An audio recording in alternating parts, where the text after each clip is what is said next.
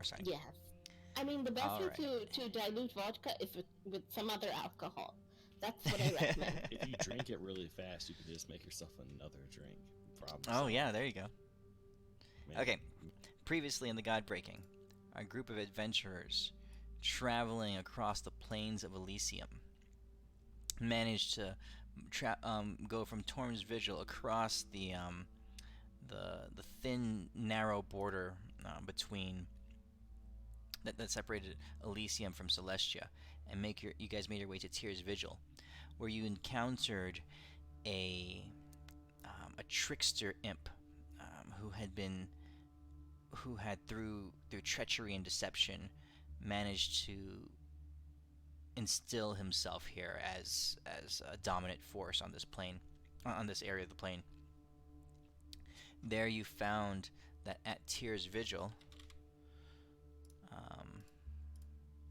an angel, a beautiful golden-haired angel, was chained and being fed upon, her life energy being torn from her, and actually all the energy in the area being sucked and siphoned off from her, to feed the hunger of this trickster imp.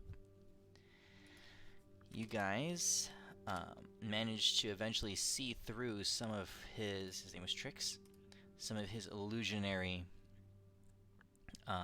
defenses, and engaged with him in battle. And I think Deimos, you ended up, did you pile drive him and splatter him across the plane? Yes, yes, you Orbital did. pile drived him. Yeah, that's right. And having done so, freed the angel from the influence of this demon. So here, this platinum blonde, um, beautiful angel is free, and she agreed to help you by Deimos starting to work on crafting some armor or some kind of weapon or defensive thing from the materials that you given to her. You gave her the two fleshy sacks of from the gluttonous demon Tabubo. You also gave her, I think, some demon blood that you scraped off from some things. Did you give her a Baylor's dong or something? Oh, yes! Yep. And she said that she would continue to, or begin to work on something of value and of worth to you guys. All right.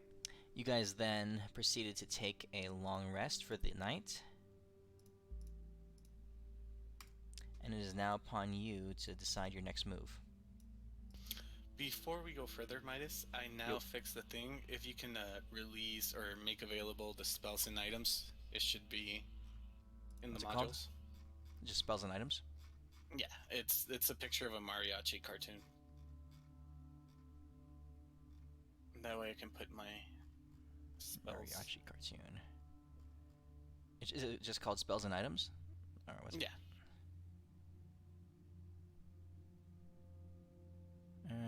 Oh, okay. Okay.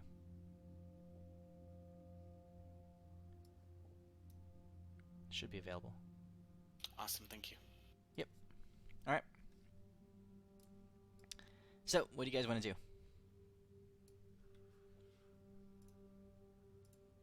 I think we were heading to the Luminant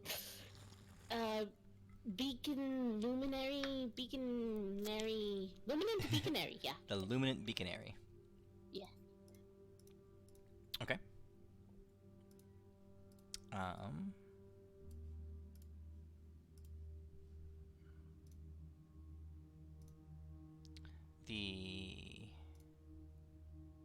The angel rises up from her she, as you guys had rested and you awoke the next, well, not, I guess it's daytime now. Again, the cycles of night and day are different here, but 8 hours later, after you guys awaken, you see that the sun has indeed begun to rise and the light is pouring across the plain here. The darkness that had infuse the ground is beginning to fade, and you guys are even now, in just a matter of hours later, are beginning to see flecks of light and life beginning to return to the terrain here. A lot of it actually flowing through and from Satellizer herself. You see her there, and what's formed around her is out of the rock and out of the stones and trees and life and basically natural terrain around the vigil. You see that like risen out of the ground is a series of work tables, and you see various instruments and a table dedicated to concoctions and boiling brews. On another area, there's a fire stoked with tongs and an anvil nearby, and bellows attached to it. All of these things all these descriptions I'm giving you are rough approximations, earthly representations of what you're seeing in front of you. Really, it's more like flows of energy moving through vaguely material objects, as a Satellizer is there. Her hands at rest, as Akelia stands there next to her, and the two are engaged in a dialogue.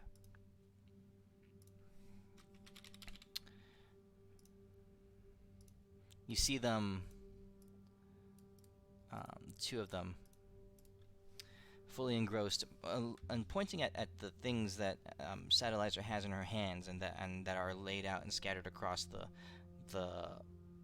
basically the workbench in front of her.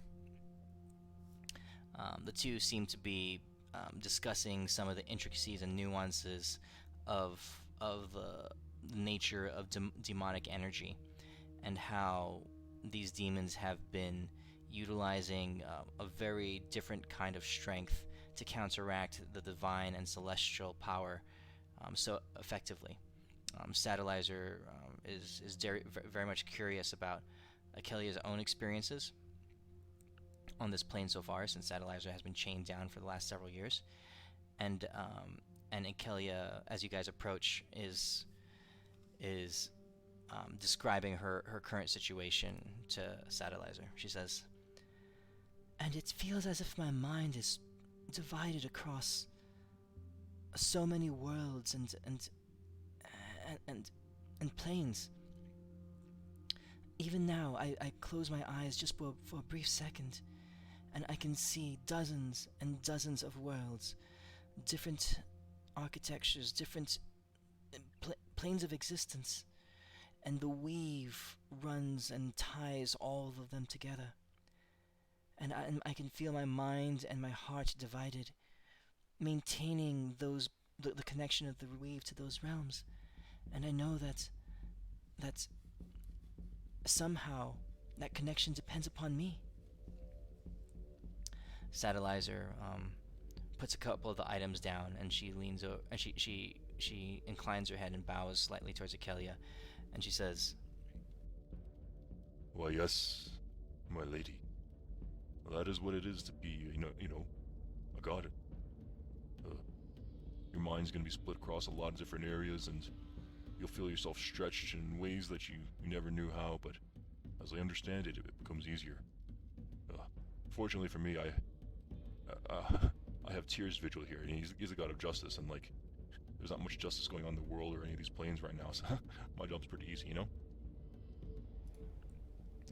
Akelia leans, pauses and says, "I envy you. The task that I am every moment of every day trying to grasp, it's extremely taxing. Can you believe I feel like I'm even weaker and less effective here now that I'm a goddess than I was when I was a mortal. I can do so little. My friends have had to protect me. They've had to come to my defense, and sometimes I feel like such a burden to them." It's at that moment that Satellizer looks up and notices you guys approaching, or you guys have awakened, and she says, We'll speak of the Garstar Devils. It looks like you guys have woken up. Yeah, just blast him, lift him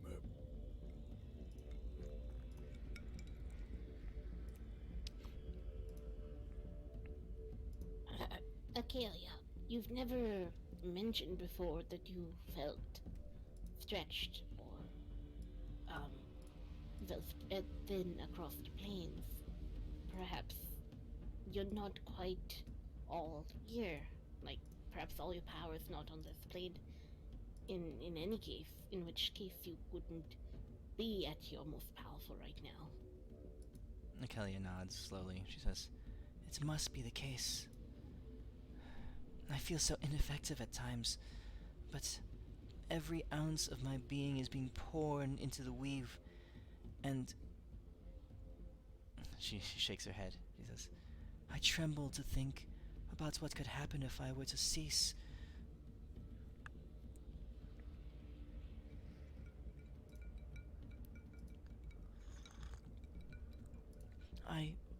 She continues, I'm sorry. You all have done so much to protect me. Even back in the world below, you always were looking out for me. And you'd think that once I'd become a goddess, I'd be able to return the favor, but it seems that I'm even more of a burden to you now. I'm so sorry."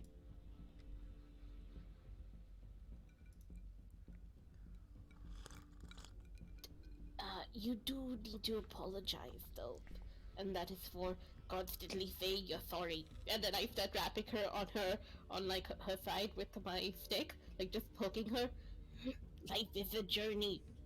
You'll get there at some point. Don't worry about it. But the more you apologize, the more I will poke you with my stick. Okay? I said, end off, friendly. Tiny. Akelia says, "Well, I certainly don't want you to have to chastise me, Renly." We're all in this together, and we all have our issues. Don't worry about it. Oh, thank you. I will do my best. I think I'm getting better at this. I know I am. It is not... I am not debilitated. I can converse with you. I can move about. I can deploy some mediocre or modicum of power here on this plane, to help. But it seems like such a slow journey, and the stakes before us are so great. You know what would have been even slower? If you didn't have your sleigh. Imagine if you had to walk the whole way here into the next... Yes, that would be a trial. I don't know if... And she looks around, and she says, "I don't know if you would have been able to put up with me for that long. It would have been months." I'm sure you would have been fine, but I think, Deimos might have done something that would not have gone well, by the third continent we passed. What are you talking about? Nothing. But at this point, Renly has visions of chimichanga factories. That'd be super cool. Alright. Like, for real, Elysium could use the chimichangas. So you guys have a finite number of chimichangas, right? You We can keep do, track of very that? 'Cause limited. yeah, you used one of them up last fight, or 2 fights ago.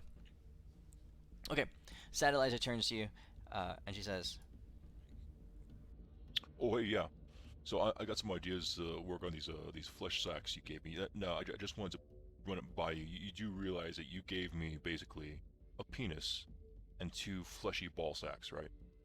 This is what you're going for, right? I just wanted to make sure, confirm that.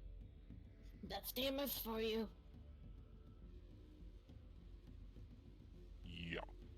Okay. Yeah, you mortals are weird, but I'll see what I can do.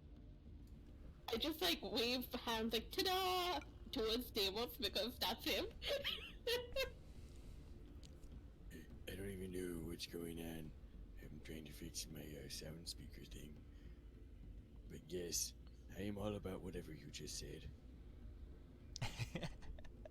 She asked you.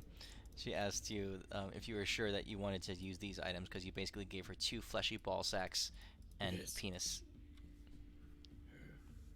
Be creative. Yes. You're. When I give him like. Actually, just to throw her off, I also give her. I sure as hell don't.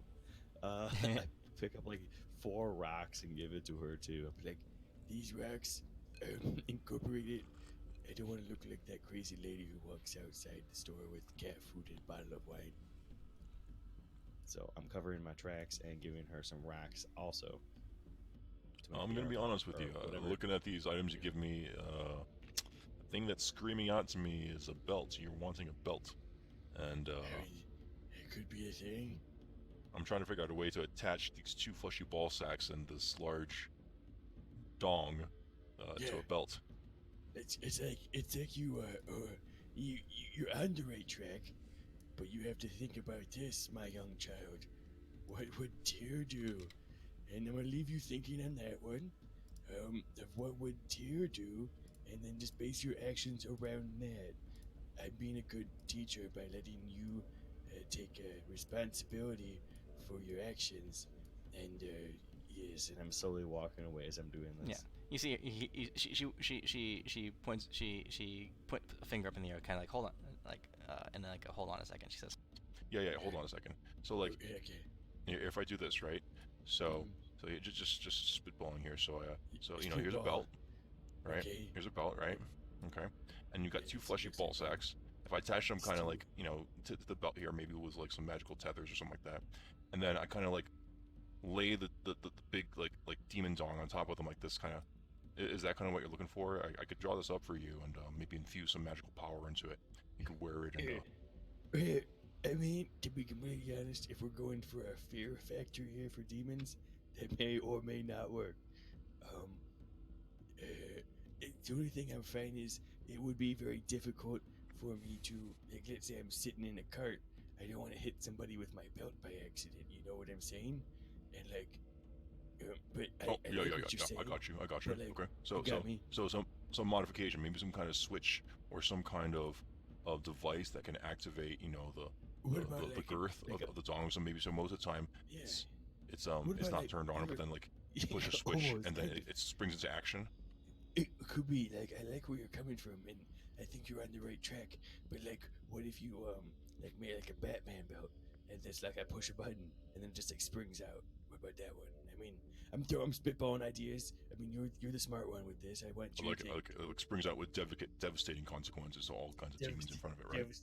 devastating consequences. if I could mention that, you know, even in our last battle, Deimos spent a lot of time falling, and this tends to be the case where he spends a lot of time either hitting his head or hitting his ass, maybe having a ball. What if his Whoa. Do not give this angel crazy ideas. I mean a helmet and like an Okay. ass? I get a wiener helmet and balls.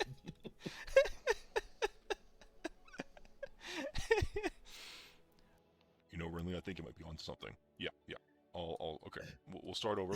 I'll scratch this out and we'll come up with something else. A helmet and some kind of rear end cover. Yeah.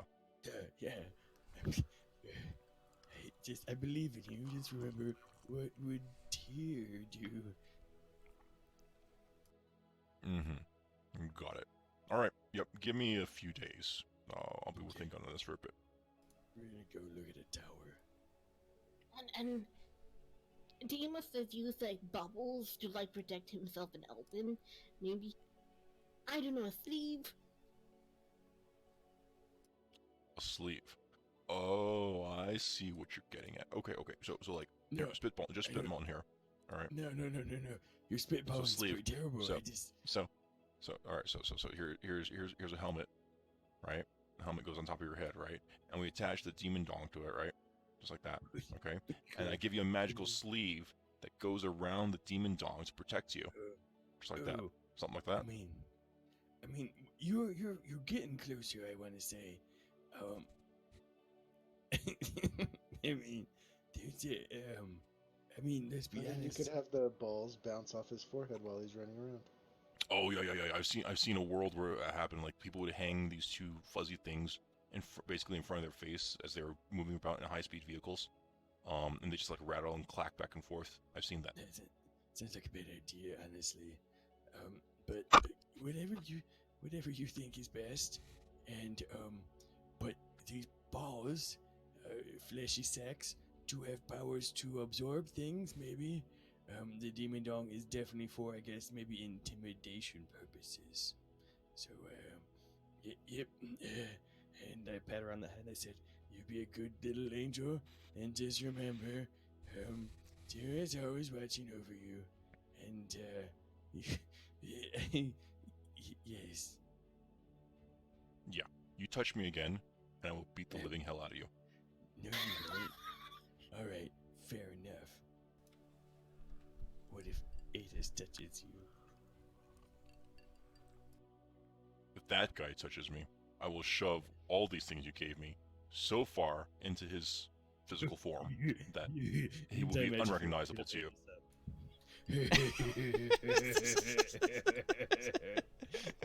I'm just joking.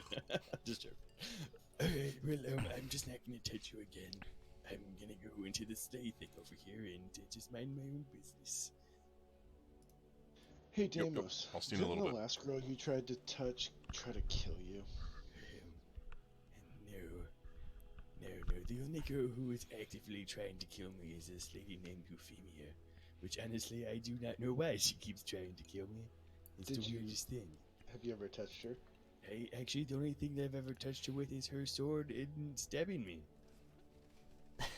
That explains a lot. It's highly inconvenient. I actually think I might be slightly magnetized or something.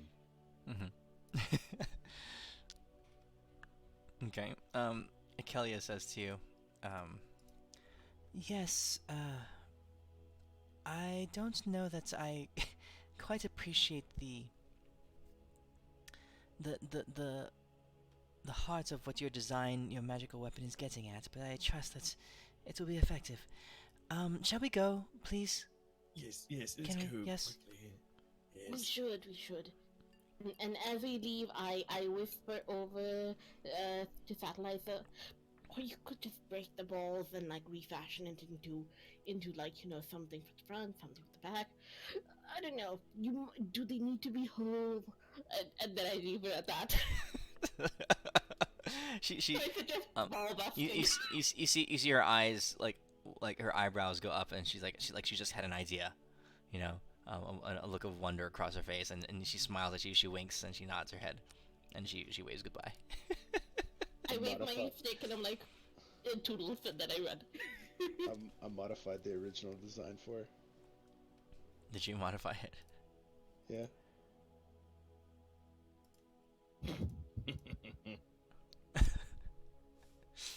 You added a little strap. Oh, what's this link? What did you link?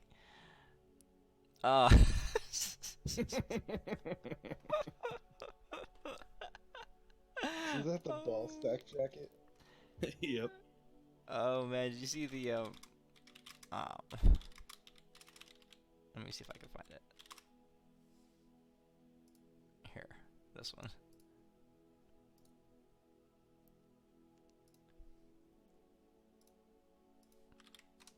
Oh wait, how do you link it? How do you make a link? Oh, I just copy and paste the actual link and then just copy paste into the chat. And it makes it like You that? left- Oh jeez. You Yeah. left out part of the link. It doesn't have all of the web address in it.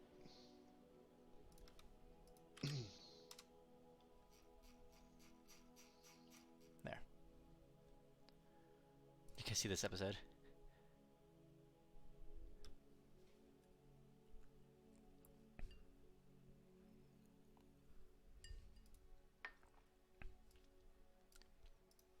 Oh yeah, I've seen that one. That one's hilarious.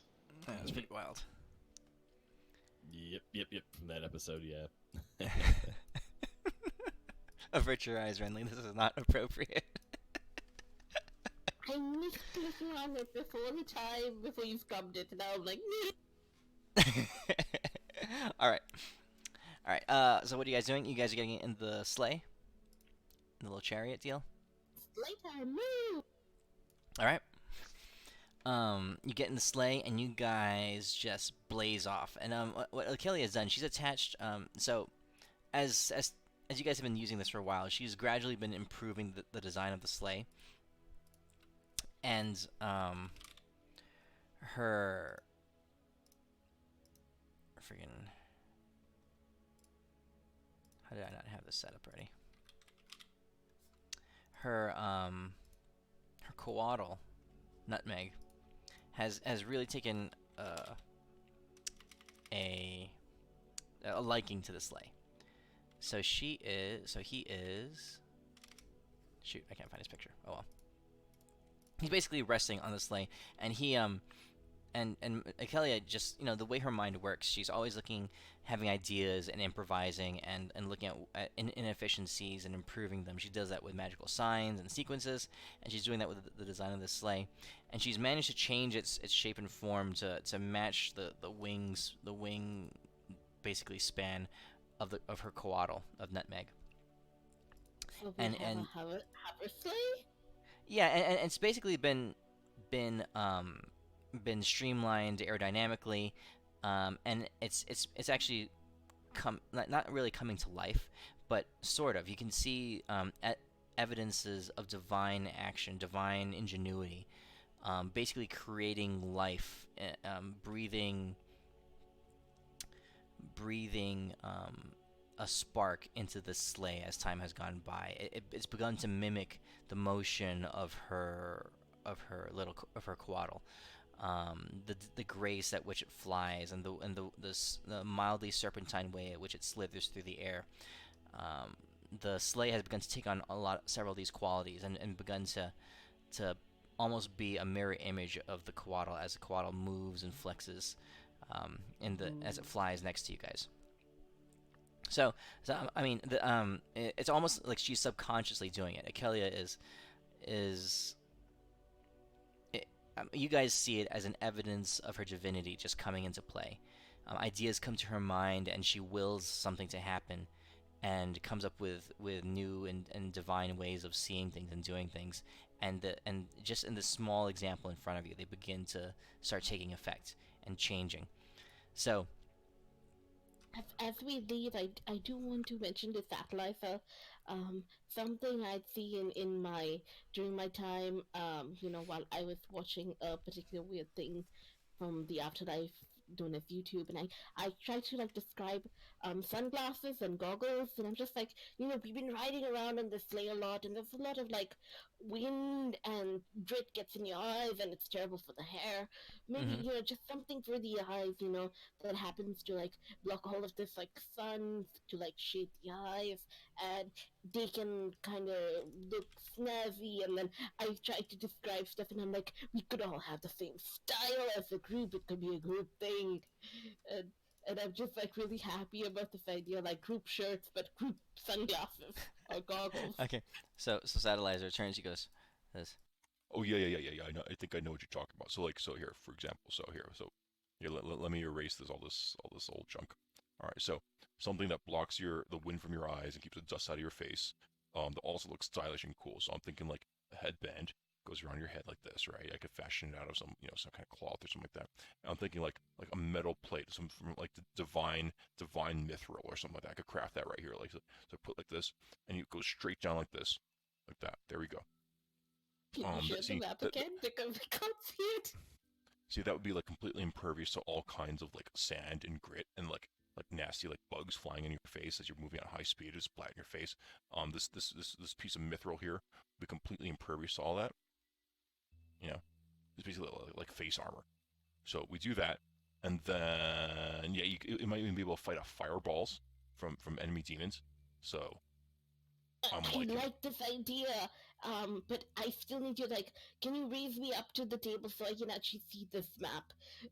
And out of character, I closed the map so I can't actually see what you've drawn. Did you, so here I linked it. I shared it. Can you see it? No? No, it's not popping up at the moment.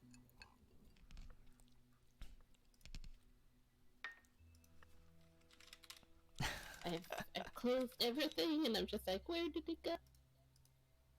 All right. Oh, Try there that. we go. Yes. Yeah. So it's So basically, it covers the face. I get it. yeah, it's a headband and a metal plate that covers the face. Ooh, how about if it was like halfway? So like it covers down to the nose, but like we can still like eat and stuff without having to lift. But yeah, what if your nose gets under attack though, or like a bug tries to fly in your face while you're driving, while you're moving at high speeds, and like I the I don't think we mind the bugs so much as like, you know, the sun and everything. I mean, we can deal with bugs. Bugs are nutritious, right? fine. Everyone's a critic. Everyone thinks they know what to do. Okay, here we go. So we cut off the bottom half. There we go. Okay, so it covers you like from the Ooh, nostrils I up. like that. Yes. Brilliant, friggin' brilliant. Okay, yeah, I'll start working on this right away. This could be a group thing, and I don't check with the group, and I'm just very happy with the group thing that nobody else has agreed on. Yeah. Okay. All right. So you guys start blasting off into the unknown, and the terrain has changed here. Before you were, you went across plains and like salt straits. You've gone through narrow canyons and the coastline that was also bordering the edge of this rocky mountain. This part that you're traveling through now, is almost becoming woodsy, as various plant life and fauna basically are rising around you, and you're seeing that even though this realm was desolated by demons, and much of the life here in this realm was basically just exterminated, including a lot of the plant life. But that life has begun to rebound. You see divine vines, basically vine work, beautiful, ornate, no thorns at all. But as they grow in beautiful twisting circular patterns, unlike anything on Earth. All flecked with light, like radiant light just flowing through them, rising up and making their way around natural rock formations. You see lots of different kinds of flowers and trees and shrubberies and all that kind of stuff. Just as you move at high speeds, they're all just snaking their way around, growing as life begins to reclaim and grow back against the death that had permeated this area just a few years ago. Kelia, as you're moving along, she says, "It's it's amazing. I can feel it. I can feel it's responding to me. It seems like just my presence here has caused this whole area to move, to dance with us, even though we're just strafing through. This is incredible. This truly is the land of the gods."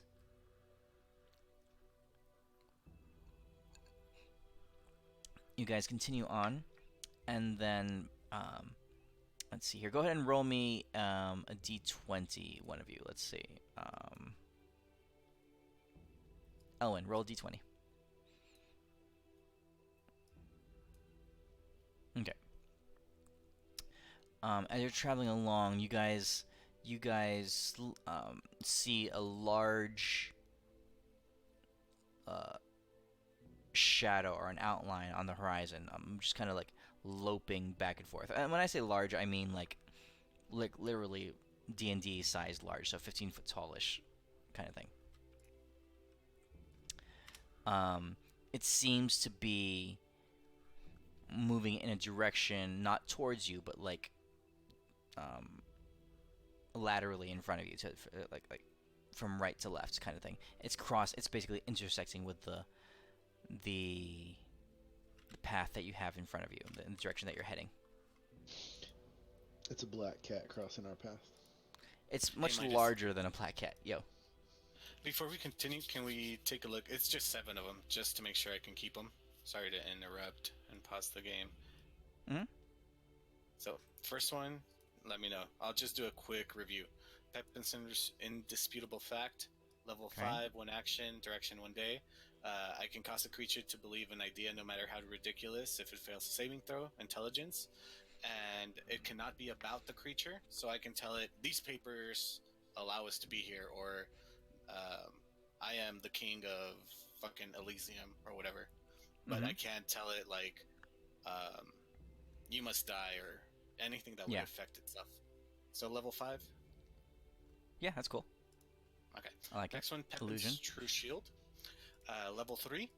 It's like a shield spell, but for my friends. 60-foot range. I can give a plus 10 AC to the next direct attack that targets whoever. And whenever the attack succeeds or not, the spell is triggered. And it ends right there. So it's not like it doesn't last for a whole round. It's just like as a reaction for me to... Target gains its plus 10 bonus to your AC against the next direct attack that targets it. Whether the attack succeeds or not, the spell is triggered and the effect ends. So when you say, I'm going to attack Deimos, or this monster's going to attack Deimos, I say, I'm going to reaction before you roll the dice, and I say, I'm going to give Deimos plus 10 to his AC. And if it hits or not, it's like he doesn't keep it if it hits or not. That Okay. seems underpowered rather than overpowered. Well, plus 10 AC is a lot. I mean, that's Yeah. No, I mean that it gets triggered even if it doesn't hit. That's the only part that I was like, ooh, going question mark. So it's just like right then and there, I give him Yeah. plus 10 AC before you roll.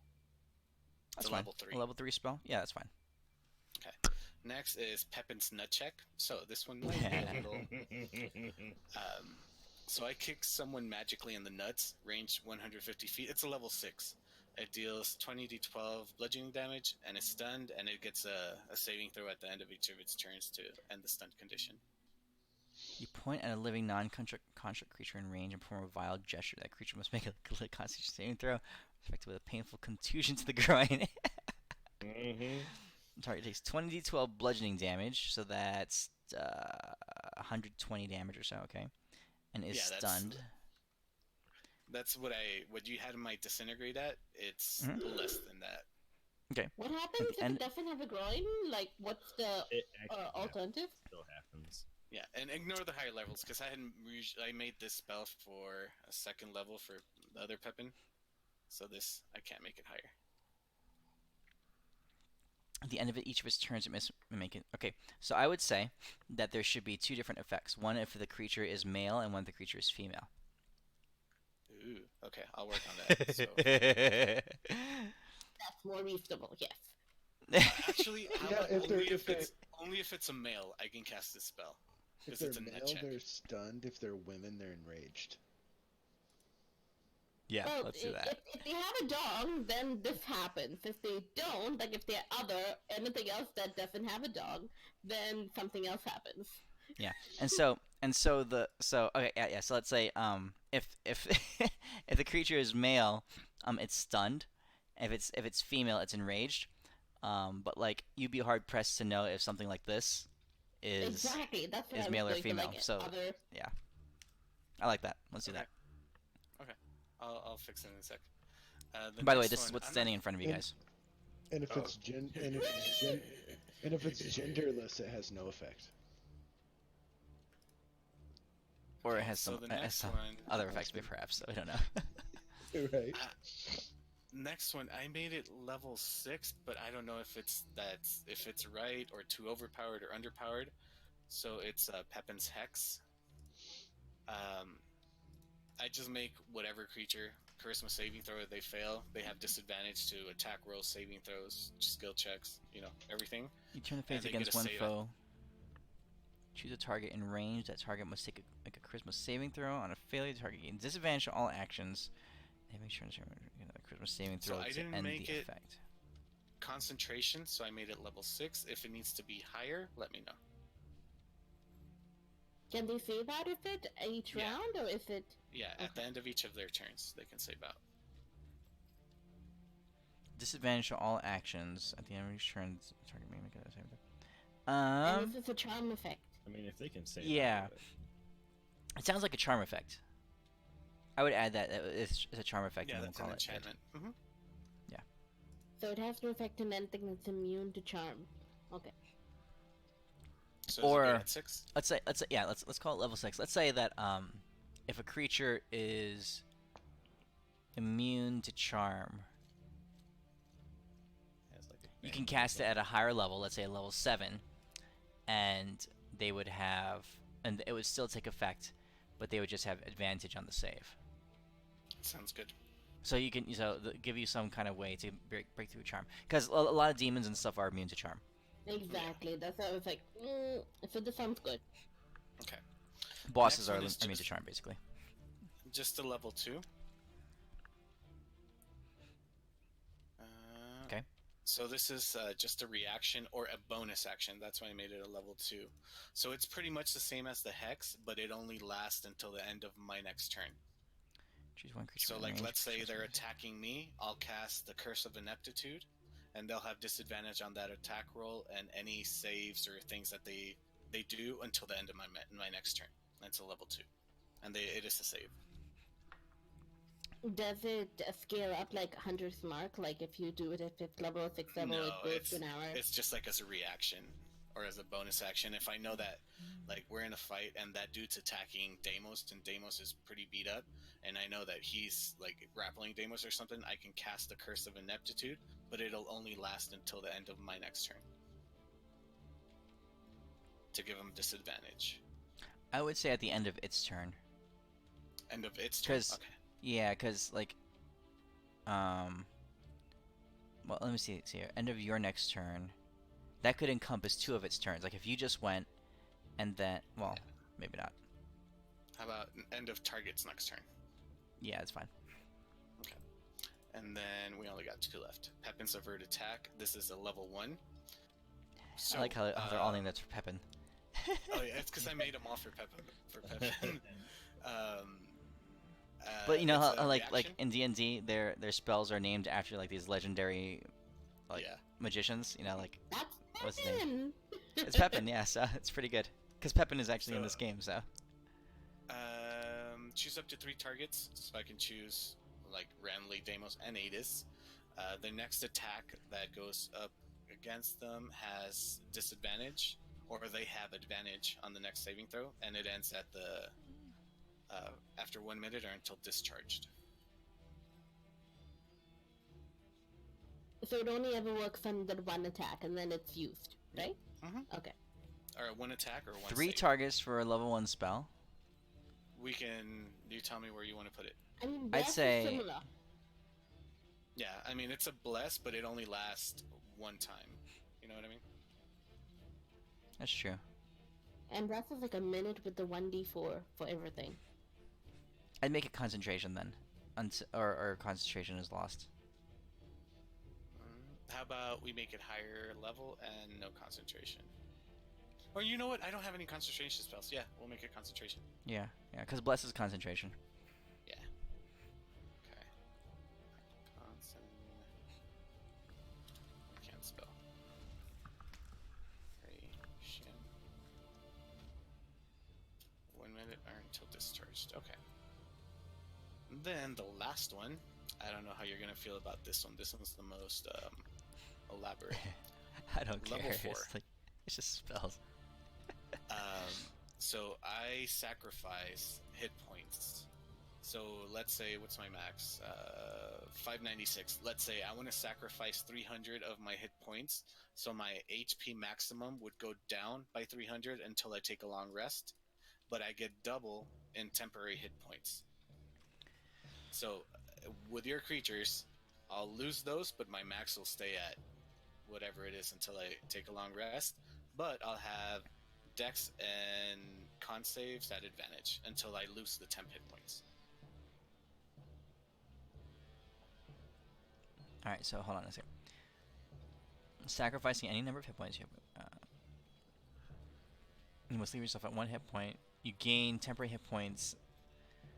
Okay. You get tactical advantage on dexterity and constitution saving throws. So it's a buff spell, basically, to yourself. Yeah, pretty much. Remaining hit points disappear when the spell ends. The spell ends temporarily if all temporary hit points are lost. Is it It's not concentration? concentration. No, it is Okay. not. but long I would does be it spell? sacrificing my max HP. So Deimos can only heal me for however my max HP is at the time. How long does the spell last for? For 1 day.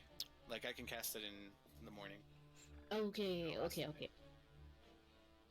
So you can basically double your hit points, almost double your hit points as But temporary hit if I points. do that, yeah, I can only, like, if my temp hit points go down and I only leave 1, then that's my max HP Yeah, Sure. exactly. I for the mean, day.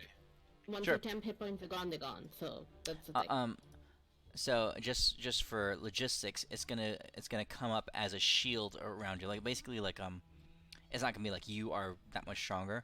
It's basically it's not a bubble either. It's like an aura that's basically around your body or Almost around like your a skin or life something. aura. Yeah. Like it drains That you of absorbs- life to give you additional like buff, like an actual buff zone. Yeah, it's a life force that surrounds you that absorbs incoming damage or absorbs energy that or damage that happens to you, like psychic damage. It would take that too. Okay. Yeah. Sounds good. So But you're if good? something were able to bypass the shield, for example, you'd be left vulnerable because your physical form is just all kinds of fucked up. Yeah. Okay. Cool. I'm good. All right. So we're good with all of them? Question. Yo. Um, how would those temporary hit points he gains from that work? If say he did that, and then say we polymorphed him into an ancient dragon, would he have its base hit points plus those temporary hit points? No, it would be like a polymorph. You just get the temp hit. You just get the hit points from the dragon, and once you revert back, then it would carry over into the temp hit points. But you wouldn't lose the temp hit points. Correct. Not Yeah. in dragon form. Yeah. Okay, cool. No, because in case, what if there were a situation where something was nullifying your temp hit points, so we needed you to put you in something that had more hit points than whatever you left yourself? We don't Like wanna if you get fuck your attacked spell by a up. ghost or something that can avoid the physical and just get your corpse or something or your body. I'm not. Yeah. Well, no, like I he mean, was saying, something could possibly bypass the temporary hit points. But say you left yourself with 50 hit points and we're fighting something nasty, so we could polymorph you, or you could polymorph yourself into something with a little more oomph. But would that cost you your spell, or would those come back when you unpolymorph? you know what? I think let me try to clarify where I was going with this. Since we're fighting stuff that deals a lot of damage, I was thinking this spell more of a last resort, where I'm at like 520 wounds, and I only have like 60 HP left to take damage, but I know that this creature does 300, 400 points of damage. I would cast that spell to reduce my maximum HP by like 300, and then I'll get 600 in temp. But then Deimos can't heal me up to max, Gotcha. You didn't make it as a I'm going to use this while I'm at full health kind of thing. Right, exactly. Okay, gotcha. That makes sense. Yeah, I would say if you polymorphed into something while you had hit temp hit points and that kind of stuff, basically like you said, Elwyn, the new creature, the new dragon wouldn't have the shield around it. It would die, and then you go back to your natural form, which would have the shield around it. That makes sense. Yeah. Yeah. All right, well, thank you, Midas. So we're all good. Yep. That's Woohoo! cool. And we keep staring at this as it comes up, and it's really fast because it just went across Well, the 'cause horizon. you guys are moving up towards it pretty fast. Can we go around it if it's not that fast? Okay, so you guys are approaching this large demonoid creature in the area. And you can see that it has locked its eyes upon you now. It's turned. It had been walking, like, crossing your path, but as the whistling sound of your sled zipping through the air approaches it, it begins to notice you and begins to turn. And as it comes towards you, tentacles begin to fly out and flare out all over the place as you guys are beginning to approach it. Akelia turns to you all and says, "What should we do? Should we stop?" No, can we go around it? Can we avoid it? Can we go further away? Feeding crowd? I shall try.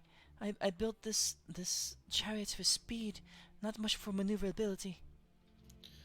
When this is happening, this conversation, I'm holding my hands over Deimos' eyes so he doesn't look at those tentacle hands. I know, I was wondering whether he should get a fade Deimos. Don't look, Deimos. Don't look, Deimos. I got you. Deimos has PTSD right now. Deimos is gonna jump out of the sleigh, which we're passing by, to just people's elbow it in the face, hopefully blowing through it. Oh my god. All you need is tentacles and Deimos is God. I gotta get over my fears somehow. Exposure therapy, huzzah! Okay, so you guys are trying to zip around it. So, like I said, Akelia did not build this chariot for maneuverability. She built it for speed. So you guys are here. Here's your chariot, right? And the creature in front of you is pretty large. It's like right that. Okay, and you guys are moving. We're currently moving. Oops, wrong one. Straight towards it. So Akelia begins to bank around it. She begins to initiate the turn, but momentum just totally fucks with you guys, because there's momentum on this plane as well. You begin to move like this in this direction, begin to swirl around it. Tentacles begin to lash out at you, trying to catch you and to, let's see, it becomes, just, oops, shit. All these tentacles begin to whip out at you guys in your direction. So what do you guys do as these large slimy tentacles begin to whip towards the sleigh?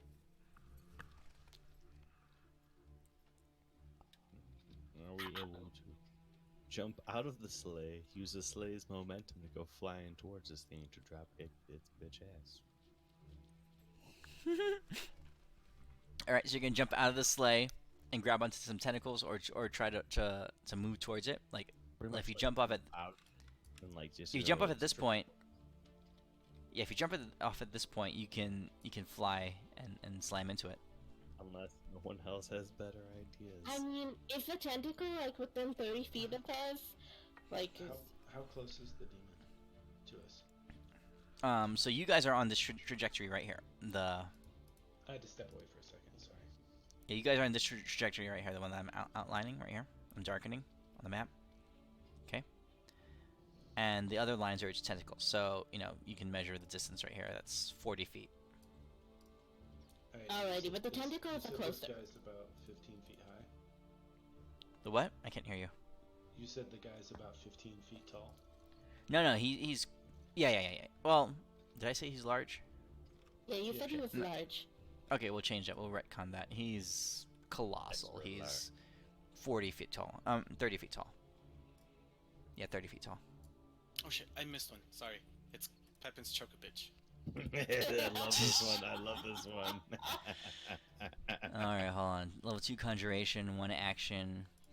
Using magical energy, you attempt to choke the life out of a creature. So are you actually... You're going like by your Darth Vader. spell... Yes, Darth Vader. But it's... I love this. But you're spell. using It's how so many good. spells you're allowed to have equipped, right? To prepare, Yeah, prepared absolutely. by your level. I actually still have 2 that I can get from the regular Payos Handbook, from all the ones that I Okay. erased. Yeah, make sure your total is Yeah. not above what you're supposed to have. Using magical energy, you attempt to choke the life out of a creature. As an action, you choose a single target you can see within range. That creature makes a Constitution saving throw. On a failure, the creature begins to choke, taking 44 necrotic energy hit, and beginning their turn. I don't know how much you want to pump it up from the 44. The target has disadvantage on attack rolls and saving throws. They may repeat the saving throw at the end of each of their turns. And so let's see what level is it. Level 2. Yeah. All attacks. So so let's say, okay, so at level 2, it's concentration, and I'll say it lasts 1 full round. So instead of the save at the end of their turns, right? It ends at the beginning of your next turn for a Okay. level 2 spell. And you can change the damage to 44 plus. It's basically plus your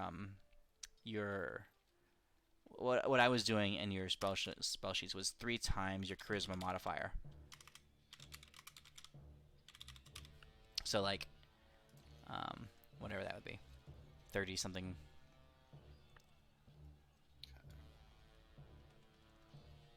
Okay. Sounds good. That's Okay. the last one that I missed. Cool. All right. So you guys are zipping towards this Yeah. thing. What do you do? And Kelly begins to bank it around, trying to accomplish this wide arcing turn.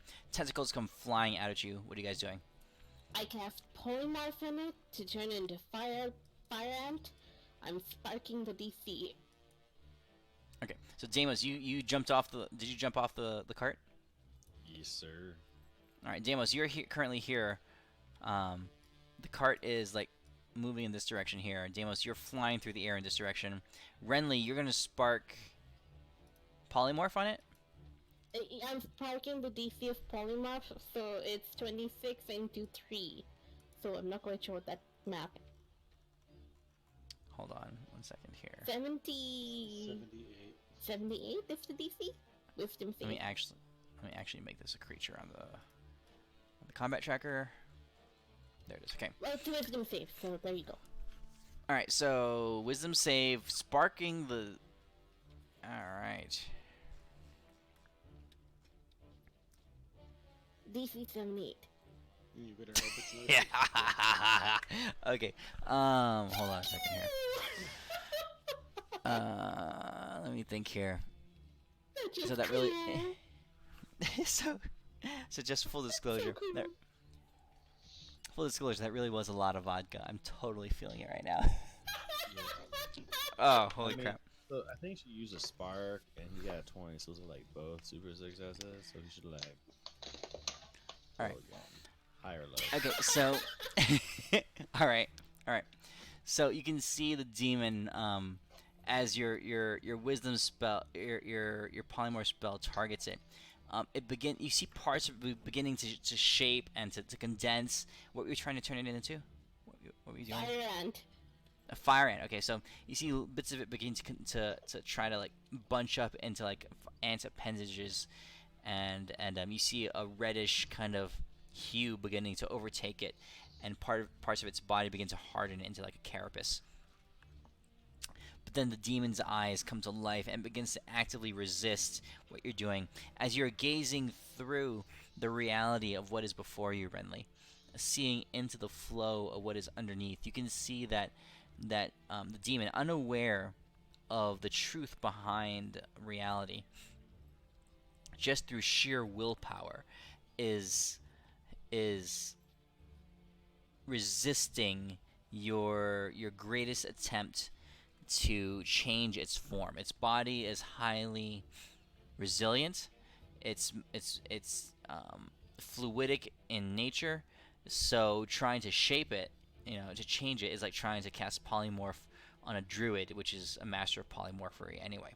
So you're gonna have to roll against it. So I need a straight d20, and the demon's gonna roll a d20, and highest wins. Demon gets a 7. What do you get? All right. Oh my god! I was like, You can see I rolled a 1, didn't I? You can see the demon just struggling and constraining against you, but you being able to manipulate the power underneath it. But the reality of what this whole world consists of, this flow of energy, this divine, not beyond divine, flow of truth and energy and power and will. You impose your own desire upon it, and the demon gradually begins to shrink, and its body hardens and turns reddish in hue, and you can see that its fluidic kind of like globule-like form is beginning to take a hardened kind of shell-like exterior. And as you guys zip around it, Deimos, you come flying at it, and you are basically passing over its head. It's down below you, the size of and in the shape of a fire ant. Pee on it. Can I grab it? As you're flying over it, make a dexterity check, Yeah. or make a sleight of hand check. Good. I'm super good at those. What animal are we talking about? And, like, my eyes are still closed. Like, I'm still waiting to punch this tentacle monster. I'm just flying over it. I like, open my eyes. I flew way past it. I'm just like, oh shit, guys! You're grabbing your own toe. Tether. I got it. I got it. Oh shit! Tether me, Owen. Yeah, I Always mean, tethered, brother. you just go soaring over his head, Deimos. You like at a very high speed because the cart was moving very fast. All right, so the let's see, this chariot, now very advanced and modified by Akelia, is moving at a very, very fast speed. We're talking, a couple hundred miles an hour. So you jumping off of it, let's see, let's say it's moving 200 miles an hour. I should be going at 200 miles an hour for a second or two. So I mean, like so this is, we're doing just basic physics here. All right, so this is you jump up into the air. You're on a car. Let's say you get 6 feet up into the air. It would take you maybe a second to drop down to the ground. But at 200 miles an hour, you move in this way. So you slam into the ground. I have no idea what the math is. Let's call it. I want able to tether me as like he's seen it turn into an ant. Are you using a reaction, Elman? Did you have tether cast on him? Yeah, I always have It's- tether fast. Midas. It's 30 feet Yo. per second. 30 feet per second. Oh, wait, hold on. You said 200 miles an hour. 200. It's 300 feet per second. 300 feet per second. So you go 300 feet in the 1 second it takes you to land to the ground. So Elwin, you're going to try to tether him back to you? Yeah, I'll just pull on that shit. Okay, so this is all happening very rapidly. Because Deimos is basically flying towards it, and Renly casts her sparked polymorph. So you have less than half a second to react. Okay, so make a dexterity check. We'll call it DC 18. Oh shit! Oh my god! Okay. Yeah, I saw that you had rolled, so I closed my eyes, so I didn't see the roll, and I just called out a number. Oh god. So her Okay, polymorph so- succeeded, correct? Yes. Deimos, you get ripped back to the sleigh. When Deimos lands on the sleigh, I'm going to cast a spell. What are you casting? I'm going to cast Power Word Kill on the ant. Power word kill. Yeah, it's an ant now, so it'll have fewer than 200 hit points. Yeah, but it's not revert Die. back. Yeah, it reverts back. You revert back when your hit points reach 0. Power Word Kill does not reduce your Let's see, hit points here to we 0. It just outright kills you. Compel one creature you see within range to die instantly. If the creature you chose has 200 points or fewer, it dies. Otherwise, the spell has no effect. Yeah, to revert a polymorph, they have to be reduced to 0 hit points. It's totally like DM call because there's been a lot of issues with it in what we call it, the Sage Advice. Like they've redone it and retconned it and then redone it again. It was like no. The only things that they recently changed was Disintegrate because of the half-orc ability. What's the half? Oh, The one where if they would be reduced to 0, they go to 1 hit point instead. yeah. So they Sage advised it so Disintegrate won't kill half-orcs. Have some more vodka, Midas, and then you can decide. Hey, Midas. You know, why are you not I am drinking? Why are you totally thinking? feeling it right now. Like here, I was just finding a picture. At Alright, this so point, this I'm is like high-low it. Alright, so as you guys go zipping by, this is like basically for you guys the experience is that you're zipping by at high speed, and Akelia just basically like turns the wheel, like if someone's driving a car and like a squirrel runs across the road and they just twitch the wheel real quick and you can feel your car just swerve. That's kind of what it feels like to you guys.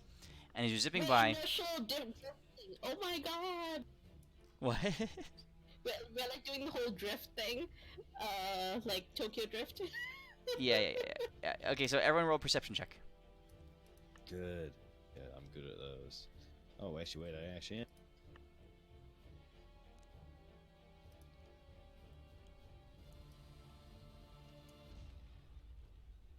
All right, so everyone. So actually, Renly, we'll say Adis and Deimos. You guys see this as your cart just zips by. So let me just draw on the map a little bit more. You guys just like zip this way in this direction. The cart is this red this yellow circle. Can I move it? I can't move it. Okay, the cart is yellow circle. It just moves along this path and just like continues to speed on. The guy, those of you who rolled over a 15 on the perception check, you guys see this just lying on the ground as you zip by. I love that you had that picture ready. Oh. I'm still trying to cover Deimos' eyes because of the tentacles, so I don't see shit. It's okay, Deimos. It's okay. They're God. I'm so I pat you on confused. the back. Why are your tentacles bothering me? I'm so confused. Have you blocked it from your memory? Is that Oh what you're yeah, saying? he's got straight up crazy PTSD. He doesn't know what's going on. But it still bothers him. Like I don't even know. Like I'm like pretty much rolling which way it bothers him because it's funny now. It didn't Okay, have so- to, like, so- turn back into an octopus recently. Mm-hmm. So Deimos, make a what would this be? This wouldn't be it wouldn't be Constitution. It wouldn't I'm trying necessarily to calm him be down Wisdom. with my Deimos handling check. All right, Deimos, make a Wisdom, make an Intelligence saving throw. Good thing you picked my Unless it best wasn't one. charisma. You see, Deimos. Good thing that you gave me these brown pants to wear. What brown pants? You're wearing tiny whities, bitch. Oh yeah, these brown tidy brownies, right? That's Okay, right, tidy alright, so- yellowies. So Deimos, That's what I'm as you talking are about, passing right? by, and you catch a glimpse of the tentacles and all that stuff. Not literally remembering the evening that you and Renly shared together. You are, however, struck with the incredible sensation of movement through your rectum. It is a very physical, visceral sensation. Your mind is horrified. Your body shudders with a combination of discomfort and pleasure at the same time. I shit myself. And you just kind of drop down to the bottom of the chariot in a fetal position, and the rest of you guys, you see a small brown spot on his tidy white is beginning to spread. I do want to say, does this thing go faster? Because I'm shitting out at rocket paces. Like, does this add any mile per hours for like reduce a load and also just propellant? It's just physics. It's just physics. It's physics. Come on It's now. pure physics, right? Yeah. Pure There's physics, definitely pure physics. there's definitely an increase of speed, even if just for a brief little like flatulent burst. Oh God. Divine shit. Some divine shit going on up in here. Okay, you We have guys. officially brought the butt stuff to GodBreaking. Oh my God, people, why?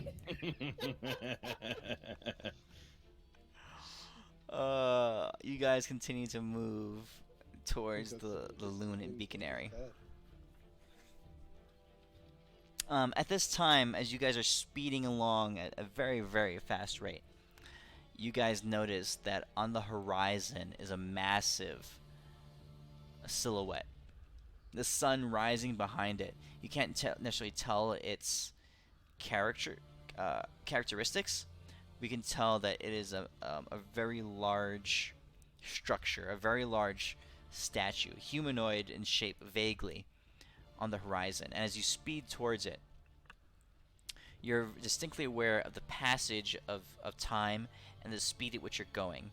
this thing is large. It is, you know, um, in earthly realm, in terms on the material plane, it would have been the size of a mountain. Here, on this plane, you actually have a mountain that stretches into infinity. So it's small compared to the mountain, but from your perspective, it's still freaking big.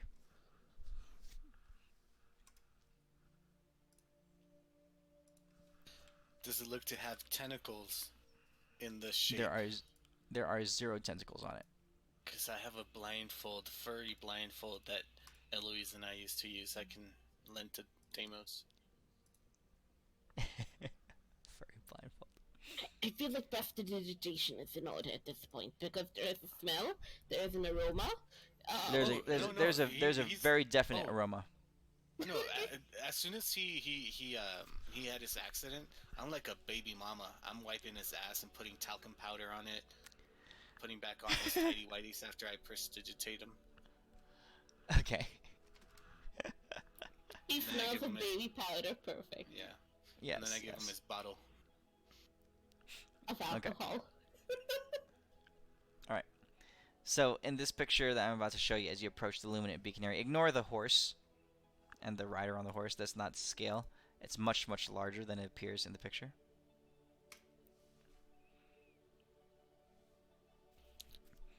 Is it masturbating?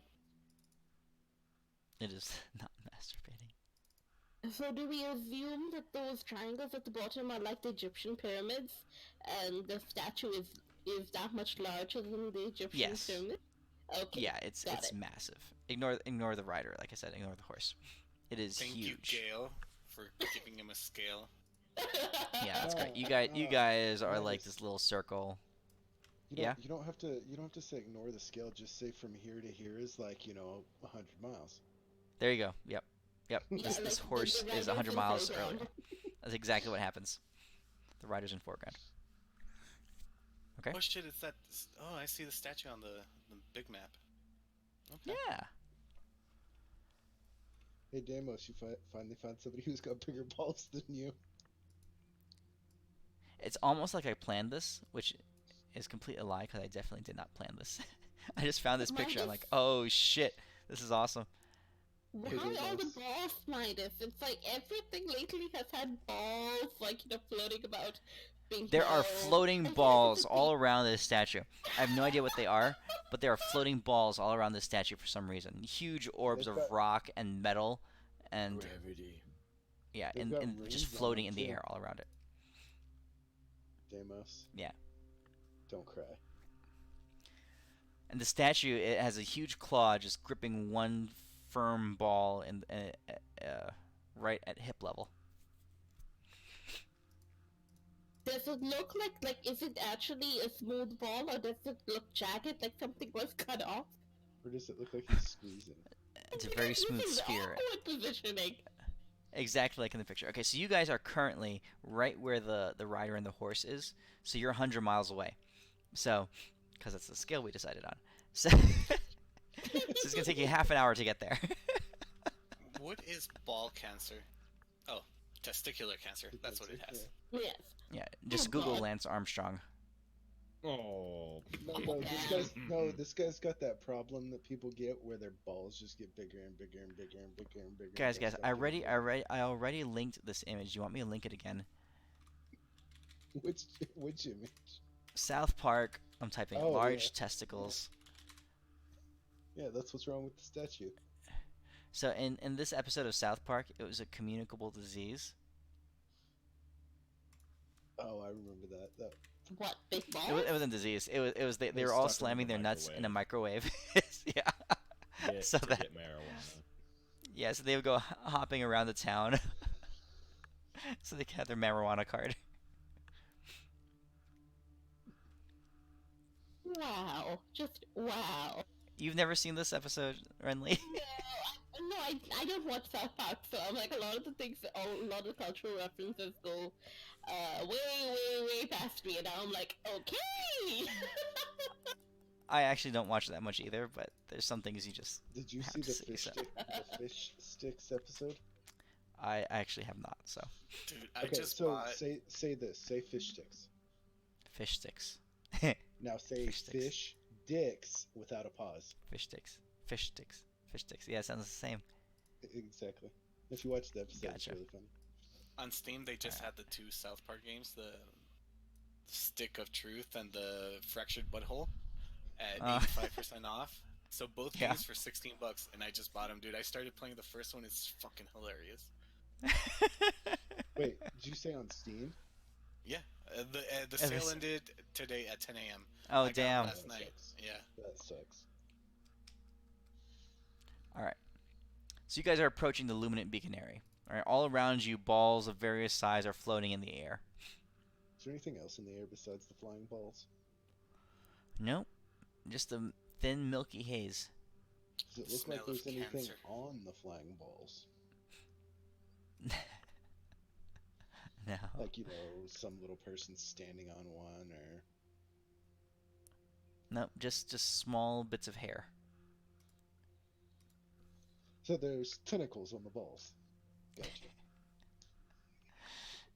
You guys are quickly zipping towards this thing, and as you approach, you notice that the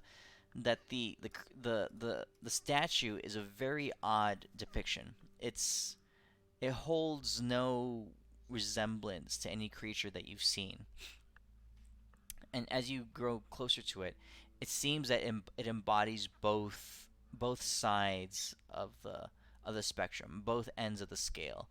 It is both dark and light. It is both horrible and beautiful. It is both chaotic and orderly. You get the sense that this what do you call it? This monument is ancient. It is an object from eons past. It predates this generation of gods and multiple generations before. It has existed through the pantheons and the reigns of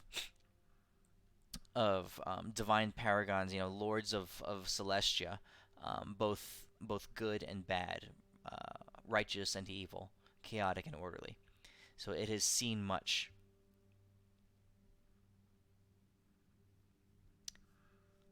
Let's see here. So half an hour goes by, and you guys finally begin to draw close to the base of this monument.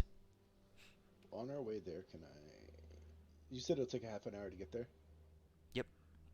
Is this sled stable enough to cast a spell that takes more than an action?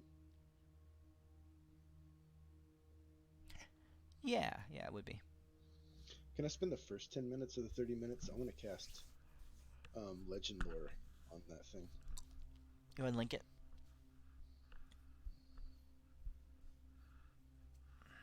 Or try. Legend lore. This is an actual spell. Let's see here. Yeah.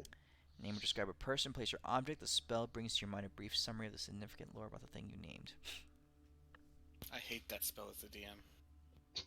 You gotta make shit up on the fly, right? Which is why nothing has, if it ever reveals its true name. The information you learn is accurate, but might be coached in figurative language. Okay. Alright. So let's see, is there a save? Or... Nope. Okay. That's probably why he hates it as a DM. Hold on No, one second, it's let me more think. that it can be couched in terms as vague as you want, and Yeah. it's very confusing how to do. It's up to you. It's up to you as the It's DM how much statue. info you want to divulge, but it shouldn't be false. Alright, one second. Give me a second to think. I Donald Trump that shit. I give vague answers and hope they forget about it later. And whenever they bring it up again, I change the subject. I love you. Oh my god. If you hate the spell so much, then just say it doesn't exist. Hold on, I'm trying to think if what to divulge here. In the meantime, I start brewing some tea. I pour tea for people so that they may enjoy a hot cuppa. And I've been peeing on my tidy whities and rinsing them out this whole way. Elwyn They're- cleaned them for you already and wiped your ass. Oh, well, that's really weird why I'm doing this then. No, he literally said he did it. He said he was Yeah. doing it while you were shitting. He was very proactive about that. He did it Yeah, he as was he all was he leaving, was all and guys made are your doing- diaper smell Hey, of talcum powder. with It's each like push. He was like, Mama right. Elwin on point. Can't let my baby have soiled pants. Look at me. I'm just a wee little Deimos.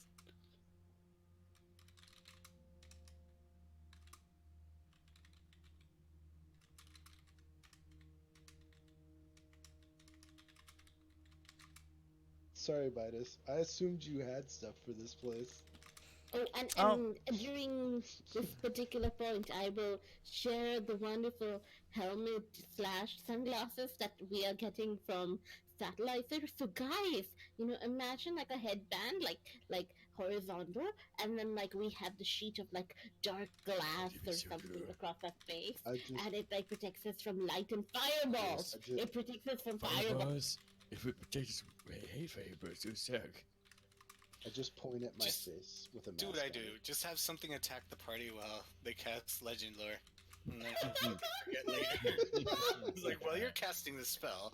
Roll perception. Now that's smart. That's very thoughtful of you, Renly, but I already have a mask that protects my face. Oh, it's just for like the eyes and like part of the nose, so it helps shield like you know where the holes are for your eyes, like just There's with no like holes in it. Oh, okay, then I'll save your mask for a future member. It'll be fine. Yeah, save it I for feel the- like in we'll future. have a certain person without like arms and legs riding on the Imsa's back at some point. Oh, Maybe that's to true. America. Yeah, that's true. We'll need that for the backpack. Indeed, yes. They'll hold on to it. But I do appreciate the thought, though. I figured we'd be like groupies, we'd be groupsters, or we didn't be a group thing. Well, if we need to look like a group thing, I suppose I could put it on for a group thing. Huzzah!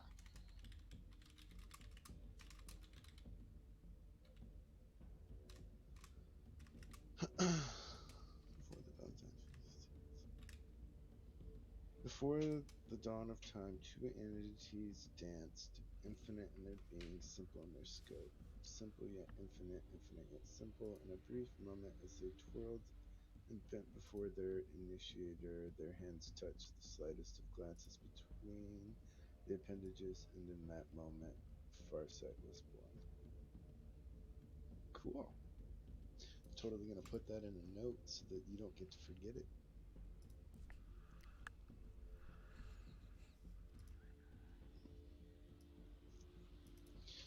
I'll relay that to everybody. But that's what I got from the spell about the place.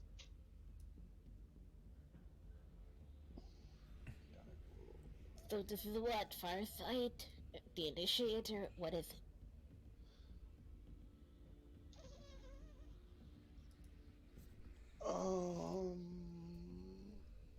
Midas. Yep. Can I roll a religion and or Arcana check to see Religion, if I for- recognize for anything sure. about it? Religion for sure. And I'm going to spark that. Roll it. So 46. Or no, As you- 69. As you guys approach this Adis, you're taken back by the solemnity around it. The world around you grows quiet. There is an ancientness. There is a devoutness to this monument in front of you.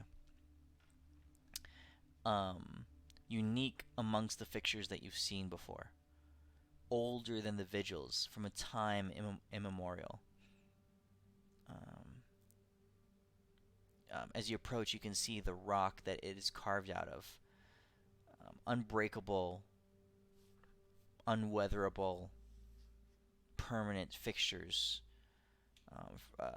crafted from techniques and methods that you are unfamiliar with, from long lost in history.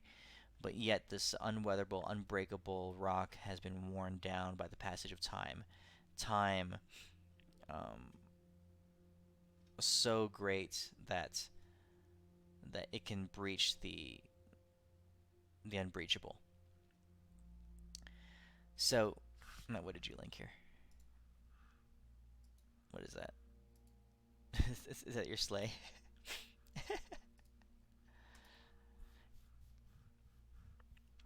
So as you approach it, and you cast legend lore, these words come to your mind. You look into this fixture and you see the heart of it, the barely flickering essence of what it was, just infused all throughout its structure.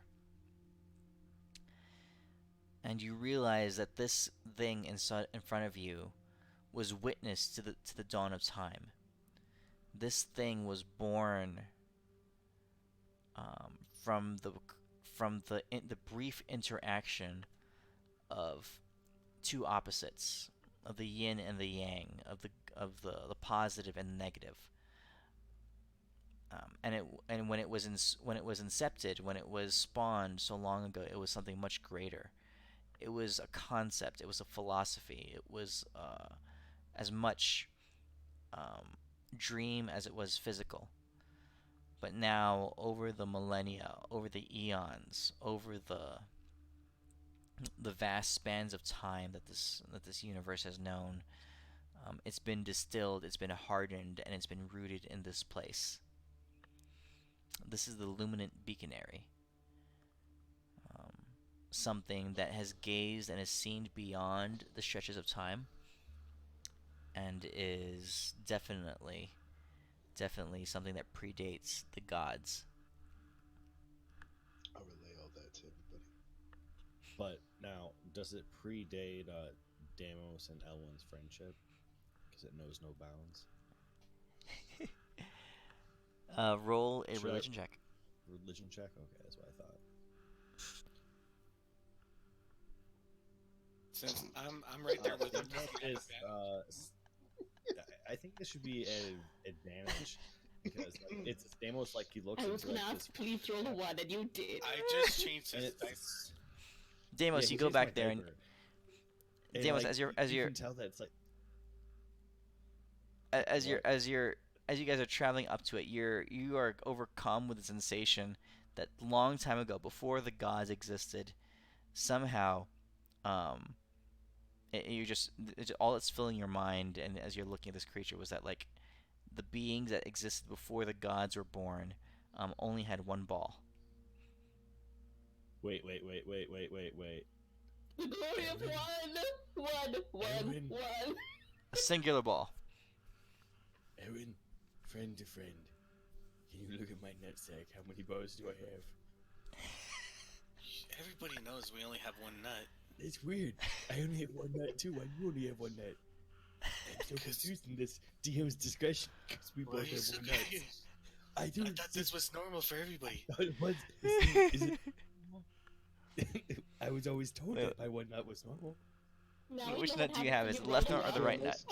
Get 11. There is no, it's just the center nut. The center nut. Two balls.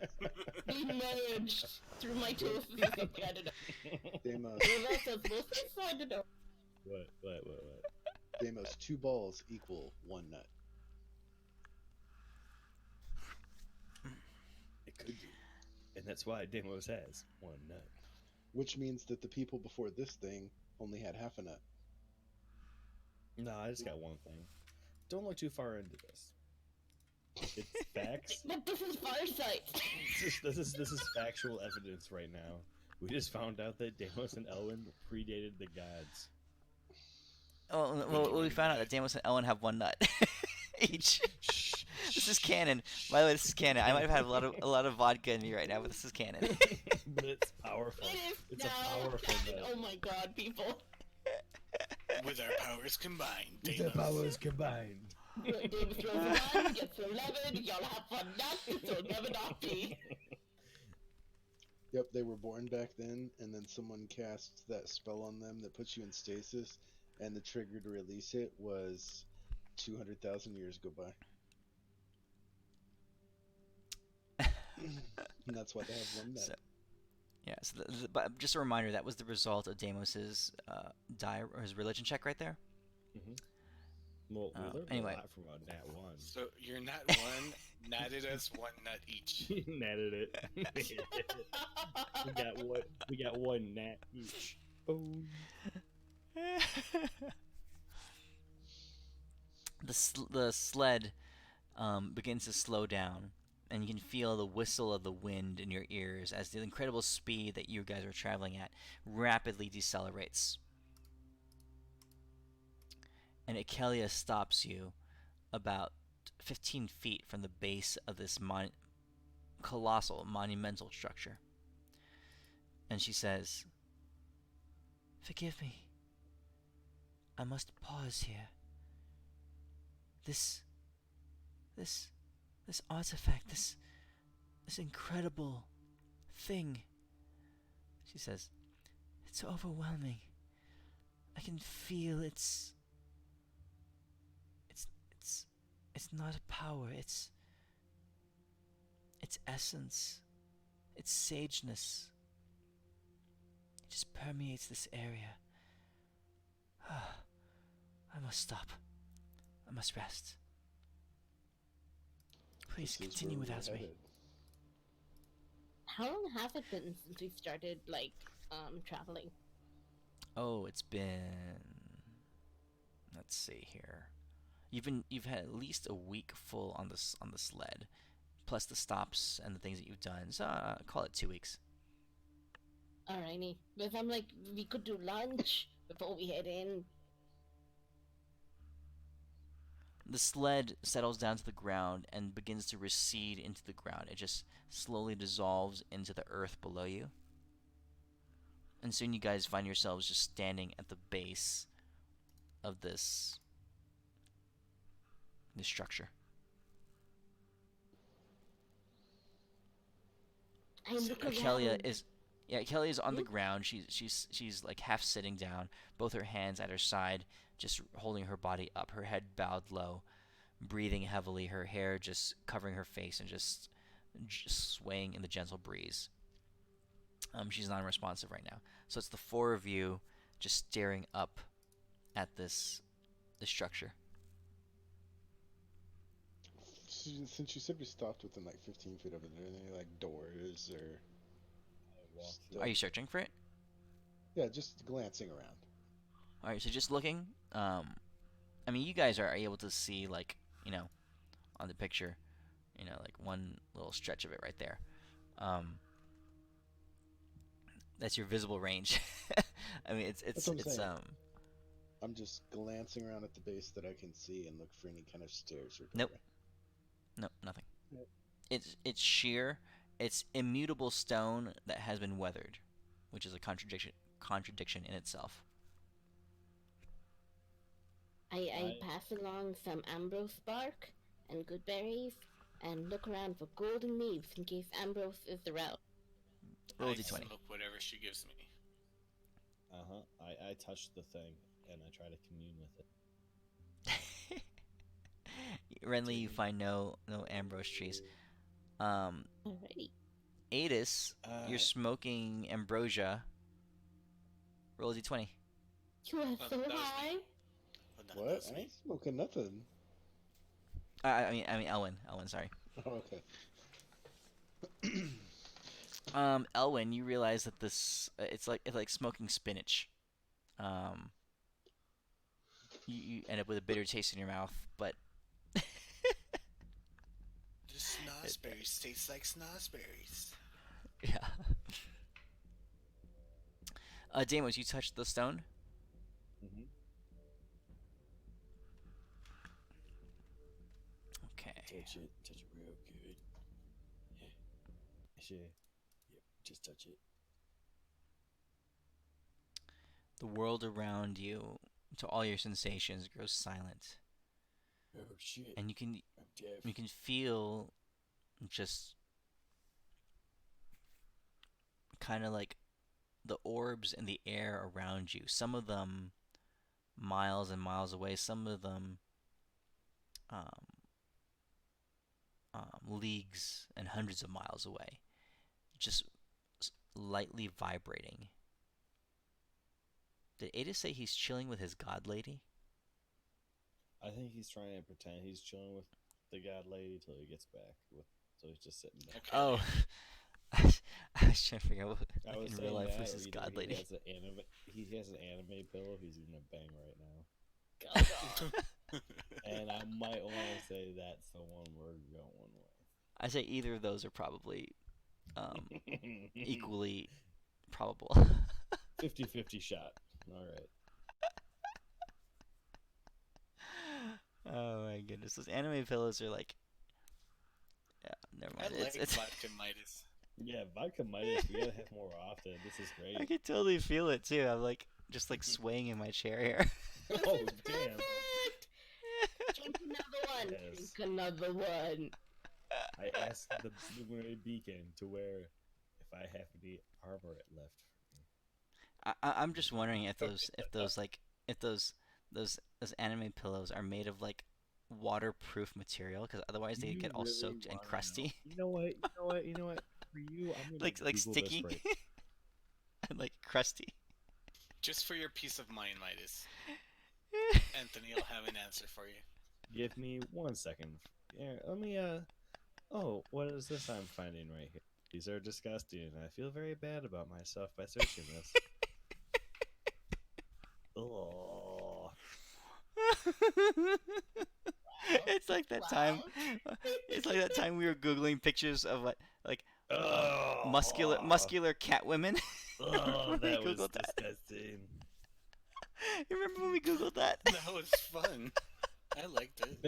It was a, Muscular it was a cat women. bonding experience. Nude. I was very scared. There are So, some things you cannot unsee when you Google that. Yeah, looking by a very reputable source for anime pillows, it does not look like it is a waterproof, but it does Oh, have man. stick out boobs. I You feel can like it raise your is face. machine washable. It's but you can stick your face between its boobs, which are like outstretched from the pillow. Oh, they're Oh, actually God. like in 3 dimensions protruding.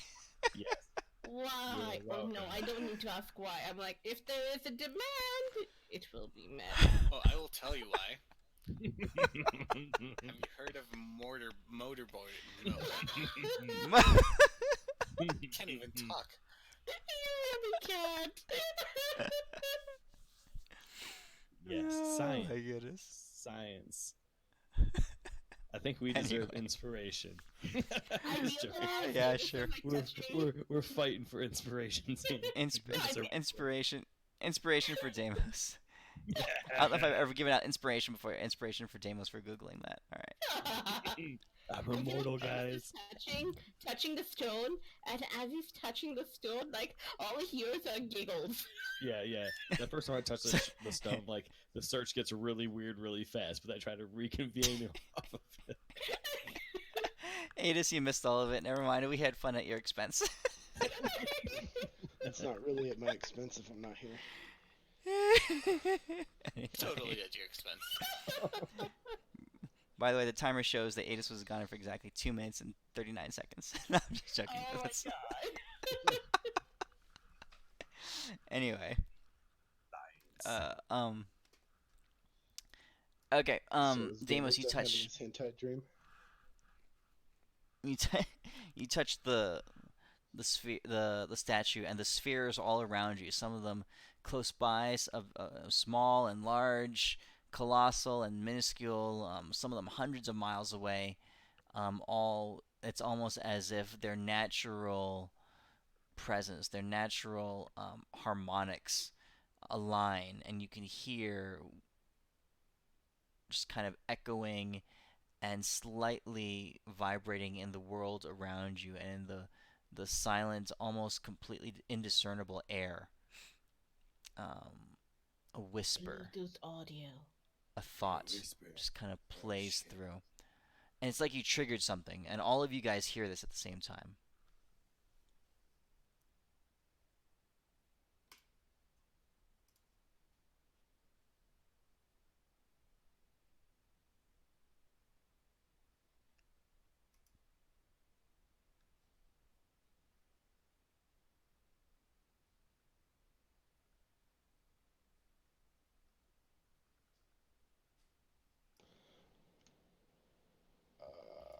I say Mistra. I didn't hear anything. He put it in chat. Oh, okay, never mind. Very confused in this. You have to deliver a recitation. Tell a story, reveal an event or a fable or a knowledge of an occurrence that has been important to your character, something and someone that you have not revealed to or talked about to this point in your character's story. So Adis, Mistra being the core of your personhood, and your mother, for example, part of your formulaic story, they wouldn't qualify. I'd tell the story of when she gave me the spark, and I killed the demon with it. So actually, The you Lord, guys, the so first level of hell. so we're taking moments here. You guys actually had to tell the Okay. story. So this is a moment. You guys are presenting before this ancient, Gotcha. beyond divine obelisk, and it requires of you a story, a recitation from each one of you. You guys can feel within your bodies, within your bones, a knowledge and a understanding settling, that this thing wants to learn from you, to hear from you. Well, I died, and I thought that was it. I was happy to drink tea with my friend and have a good afterlife, and I enjoyed myself, and I discovered some strange things, and I never told people about everything that I saw, but there was one person who kind of stuck with me, and I only ever knew the one name, but I think it was called Beyonce. Beyonce, Single ladies? is my milkshake better than your milkshake? That wasn't Beyonce. Oh, that wasn't. Oh shit. You're definitely right. I mean, Yeah, I don't know if that was Who is Beyonce. this Beyonce? So, yeah, I so mean, I came back and I had to keep going despite, I was happy in the afterlife. I didn't actually really want to come back, but I came back for my friends because Beyonce came back and, she did so many things and I feel like I can do the same number of things. I'll go next. I'm sorry, Midas. it's fine. I always Owen, felt go ahead. angry. I always felt angry when I was young. Very angry. When I turned the age of 15, I started having dreams of this voice speaking in my head in a language I could not understand. But as I started I started getting a little bit older and the weeks went on, I started to understand a little bit of that language. But that just made me feel angrier. Until one day I lashed out and I killed a man for striking his pregnant wife. And I just did it out of instinct. I just felt an anger I could not control, so I ran away from home to avoid my family uh, any hardships. That's when that voice inside my head started speaking to me, and that voice told me that his name was Lareth, sent by the god Bahamut to show me the way. Told me I had dragon's blood within my veins, and it showed me how to channel my powers, from my bloodline. And I spent about 60 years just learning from this voice in my head, speaking to no one, living as a hermit. And then, towards the end of my exile, that voice told me that there's an ancient evil that is going to arise, and that with the combined power of what I have within me and with friends that I'll find along the way, that we would be the only ones that would be capable of destroying that evil. And I have held my faith to it. I had found many friends along the way, and that is where my adventure began. Okay. Who's next? Yes, I'll go next. Hello, mister. My name is Deimos. Alright, well, to keep it short, I have these notes in here I wrote about 3 years ago. But it seems that I was a drifter and abandoned. I don't know. I don't actually really remember my childhood if I ever had one. But I just remember one day the weather was pretty darn shitty, and I came across a promising cave to fall frickin' asleep and not drench myself. As the storm raged on for, it seemed like days, I was running low on food and everything, so I was like, I'm gonna go in this cave. I'm gonna find some grub, find some food. But I went deeper and deeper into this cave, and the tunnel twisted and turned, and honestly, I probably got lost. I'm not very good with directions. But eventually, it grew larger, and it seemed almost like this passage was made by something, not by nature itself. The dark was whisked away, and the light came across. I saw a temple. This temple, it could have been abandoned for ages. Honestly, Deimos never took algebra, but it was a long time, and curiosity took me over, and I walked up to it, and then the darkness burst away, and light came, and I was like, oh, it's so bright in here, and my eyes almost blew out of my socket, but good thing I have good vision. I was on my knees, rolling in agony. Pain was invading my bones. Everything, it was pretty shitty. It was like arthritis, but I was probably young. I have no idea what age I was. And then I heard a voice slowly slipping through my brain and my feelings and my thoughts. And I could tell I had to twist and look towards it. And I saw this angelic man horse. Apparently now he's a man horse. I saw. My name's Selwyn. and it took control, and I looked at him, and I was like, "Yo, bro, what's up?" And he was just like, "I've been waiting for you." And I don't know if you know his name, but his name was like Deer or something like that. But he raised me again, and then I'm here. Look at me. I came out way later. I don't even know how long I was in there. Could have been a long time. I don't ask questions you don't want to know. During that whole thing, I just want you to know that Ellen was like sitting cross-legged, like during the times of when you were hurting. I'm like, no, like the little kid in Christmas hearing one of the stories. Yeah. You're like, no, Deimos. No, Deimos. Deimos forgot sunglasses, and it was so bright. My eyes were squinting like a motherfucker. I passed you a cup of tea. I give you the most brotherly hug I Oh, could ever give you, oh, my with brother. with a And my slight drug-giving mother. slight squeeze on your right butt cheek because it's more muscular than your left one.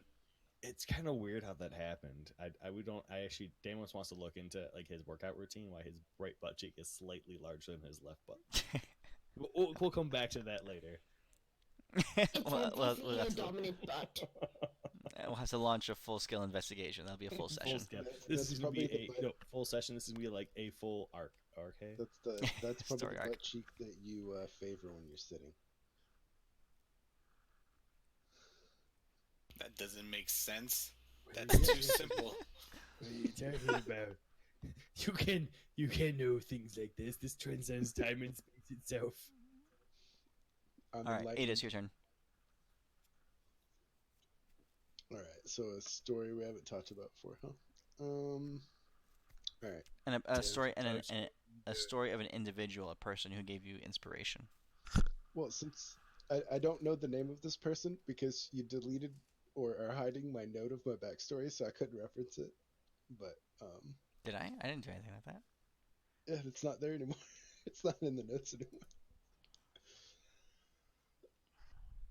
Or maybe it disappeared. I have Who no knows? idea what You happened. don't Fantasy exist. grounds can be It's impossible. Fantasy grounds can be fickle, and I can't find the text doc that I had on my. The more I look at the statue, it Oh, looks like wait. he's holding a chode. Wait, hold on. Midas. Scroll up. Scroll up. Let's see here.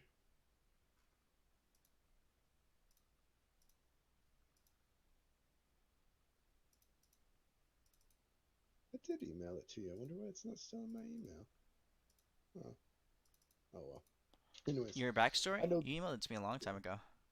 yeah, I know. And I went and looked for it in my email, and it's like you don't have any sent emails It just never existed. for real.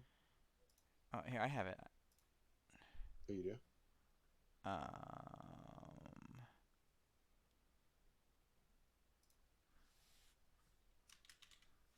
if I reply, does it get linked? What's up? Maybe Well, not. they do that. So, Deimos. Deimos? He ran away. He's trying to Deimos. figure out what's up with his butt cheeks. I give him hallucinogenic tea with mushrooms so he can get over this. Oh. I emailed it Well to you, then, Andrew. Renly, Okay. does this look weird to you? Let's play Guess What I'm Showing You. Okay. Let's see, what was their name?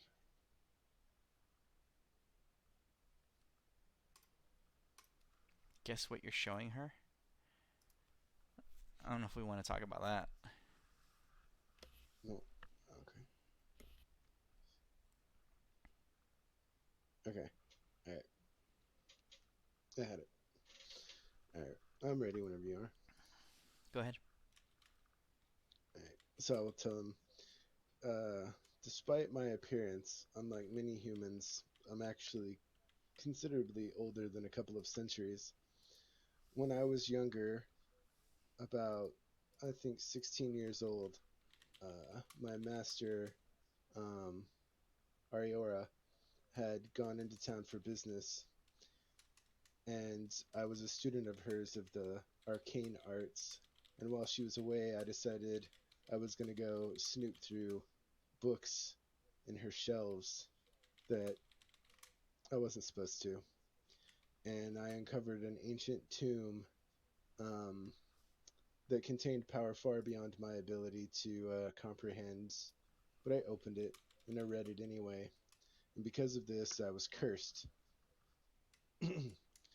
And because of this curse, I had to set out to find the being that had created it, who turned out to be a devil.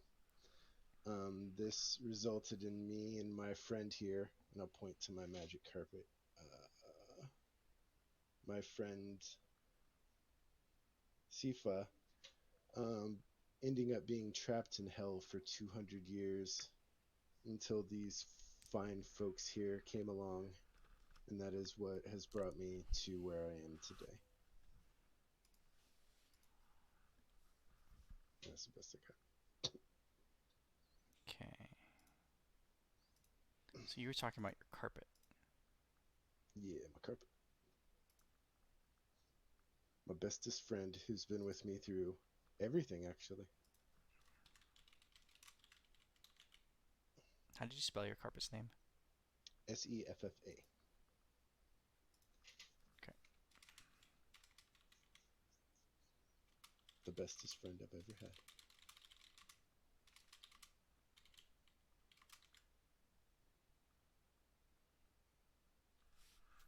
And when?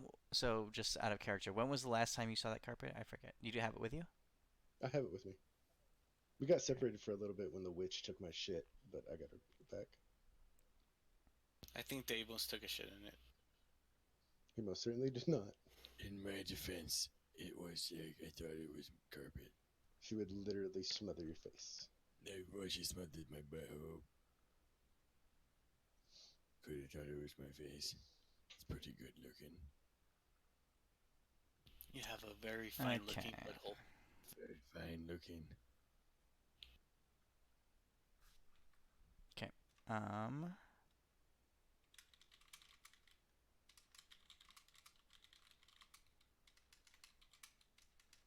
Are you good?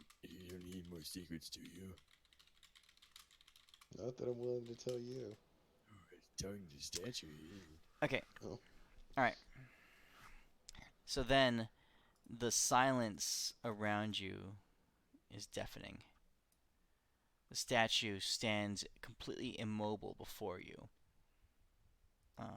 The resonance of the spheres in the air surrounding you um, has grown quiet.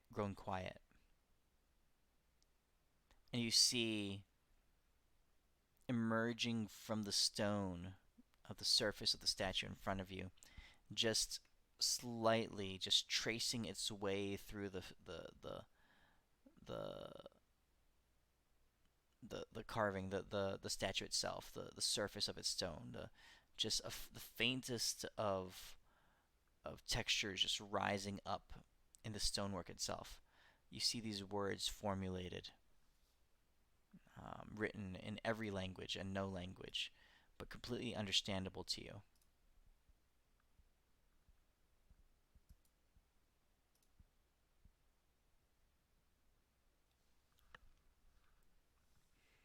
Elwin,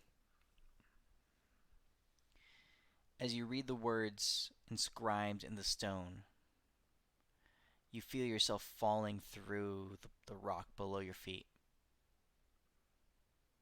You drift off into the darkness, and in the darkness, you find yourself accelerating through rock, through earth, through mantle, through core.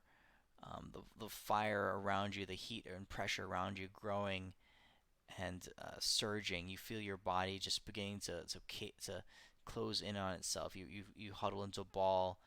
The heat around you becoming unbearable. And as you're traveling through the molten core of the the, the planet below you, heat just completely ripping away at your skin, your flesh. You can feel the clothes and the everything that you had with you, your staff, your magic artifacts, just cindering and collapsing and breaking and crumbling away into ash. Your eyes and your mind become aware of another presence before you, um, and you see yourself now all of a sudden standing there, alone on a fiery plain with individuals in front of you, vague in their appearance, somewhat lizard like, somewhat dragon like in their features, but nothing you recognize. And beside you stands a trusted friend, stands someone who you've clung to and believed in for years past. And as these visages in front of you, these accusers, point their fingers and wave their weapons, and fire rages around you. You can feel the intensity of their anger. You can feel the fear welling up within your chest as as as genuine anxiety, genuine fear at what will happen to the both of you and to your friends standing beside you. Um, as that wells up within you, you feel yourself begin to tremble at the knowledge, the impending knowledge that you are no longer that the two of you have not much longer in this world. And then your friend turns on you, and you look up, and it is the face of someone you recognize and trust, the closest person to you. The heart bond that you share with him is long lasting, and it is deep. And you see your friend's face turn to a scowl, and he gradually steps back and joins the accusers, picking up a hot a hot steak along with all the others, pointing at you. And together they begin to press them towards you and inflict unbelievable torture and pain upon you. All right, guys, I just got back. So what's going on? I'm Uh, just kidding, hey, Midas. I'm just kidding. Wow. You might have just died right there. Yeah, It came back to your death. Sorry, I had Mhm. to do it. What do you Okay. do? So, in this As you moment, can feel the hot spears beginning to pierce your flesh, and the pain of both the accusations and the betrayal of your closest friend, what do you do? the first thing that starts to well within my emotions is anger, like it always does. But I trust that everything that I have gone through, everything that we have accomplished, not just myself, but my friends, and if this is the one person that I trust the most, then in this enlightenment, after the anger rises, and I manage to quell it, like I've the it's taken years of of of being able to subdue the anger within me. Instead of lashing out, there's a sense of serenity within me, something that says I could very easily annihilate every person standing before me, but I will not.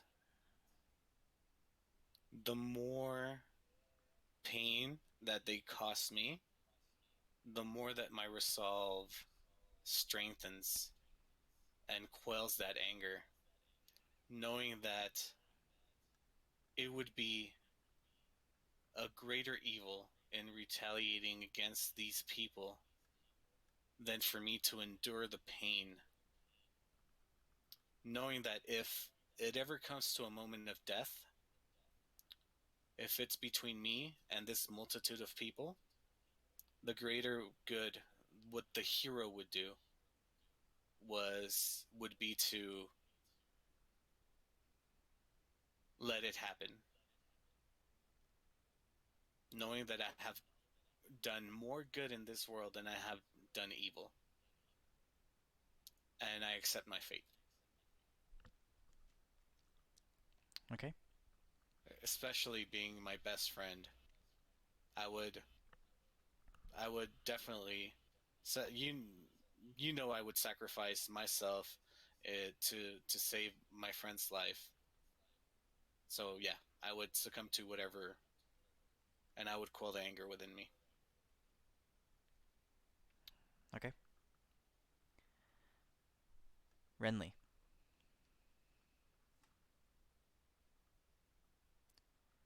Yes. you are drawn away.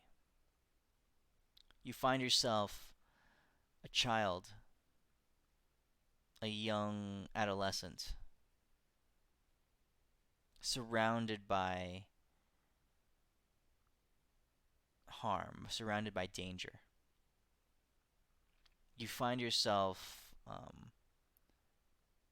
amidst a ring of your peers, of your people from your tribe, and their faces are conflicted and angry. They're looking at you as less than themselves. They are pitying you. They are judging you.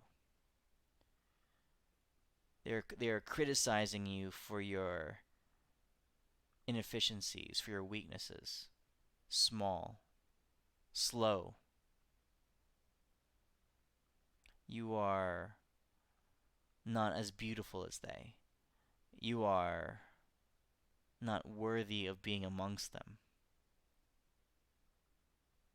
You can feel the pain as you see even um, your sister, someone just a figure long from your childhood, from your memory, amidst them, and her voice just cuts to your heart.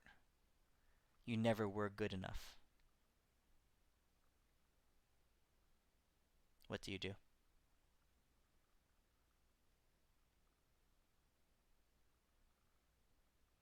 I look at their faces, and I look at my sister as she tells me this, and a lot of the things that have happened over the years in the past flow through me, and I recall the various incidences where I I I left, I moved on, I went away, and a lot of these issues never really got resolved. But I don't feel the same way that I did back then. It's almost weird in that sense where before it felt very close to the surface, like a wound. Now, however, I know that in their eyes I'm weakened. I'm not as good in many ways, and their expectations have been I've disappointed them, but in some ways that is me. I'm not exactly what they wanted, but I'm not perfect. But there's nothing really wrong with that. And there are parts of me that are better because of it, because I know that I'm not quite exactly what they're looking for, but I am something other. I am myself. And that's okay. And I, I start looking around, and I look for my kettle, and I pull out some cups, and I start pouring them some tea. And I'm gonna sit there, and I'm gonna try to talk to them and hear them out and see what we can make of it. And that's Okay. what I'm gonna do. The young Renly sits there in the middle of her accusers and of her criticizers and attempts to make peace. Adis, Yep. you are in the depths of hell. A stark contrast to the plains of Elysium that you have been seeing for the past several weeks. Your mind is brought back to events that occurred hundreds of years ago, but are fresh in your memory. You know the story. You relive it regularly. The pain of loss, the desire for vengeance, the willingness to accomplish and do whatever it takes to accomplish your goals. And those have brought you to this plane now, the realm of hell. But there's something different in the story. You are not the main character. It's your friend who's been betrayed. It's your friend who has this resolve. It's your friend that has led you to this place here. And you see him now, there, clad in black, his face weary, his body grown tired and gaunt from the expenditure that the two of you have been on this long journey, the battles you fought, the hardships you've endured. And now there, having followed him for all these years into the depths of hell itself, you look at your friend lying there on the dark, rocky ground, his physical strength waning, his mental resolve fading, his life bleeding away, and yet the hatred that and the desire for vengeance that has driven him all these years, all these decades, still burns with fury. And there, lying by your dying friend, what do you do?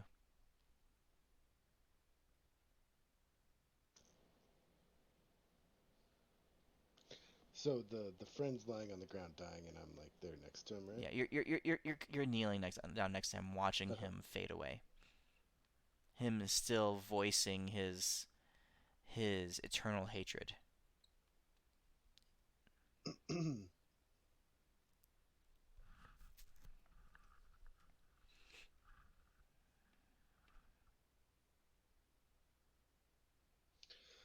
um, I will tell him. Um,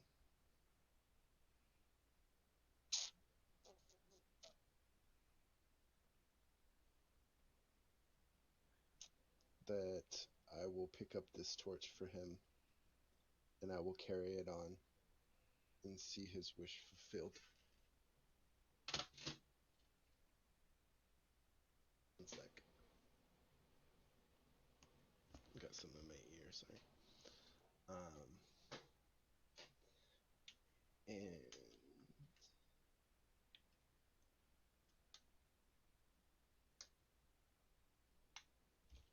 And I will stay with him until he passes.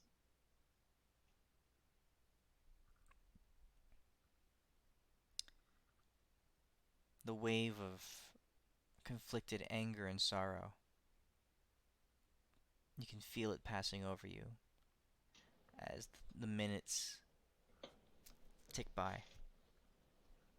And your friend, the resolve in his eye, so steely, so determined, so motivating, begins to fade. And his life drifts away. And I will say, be at peace, my friend.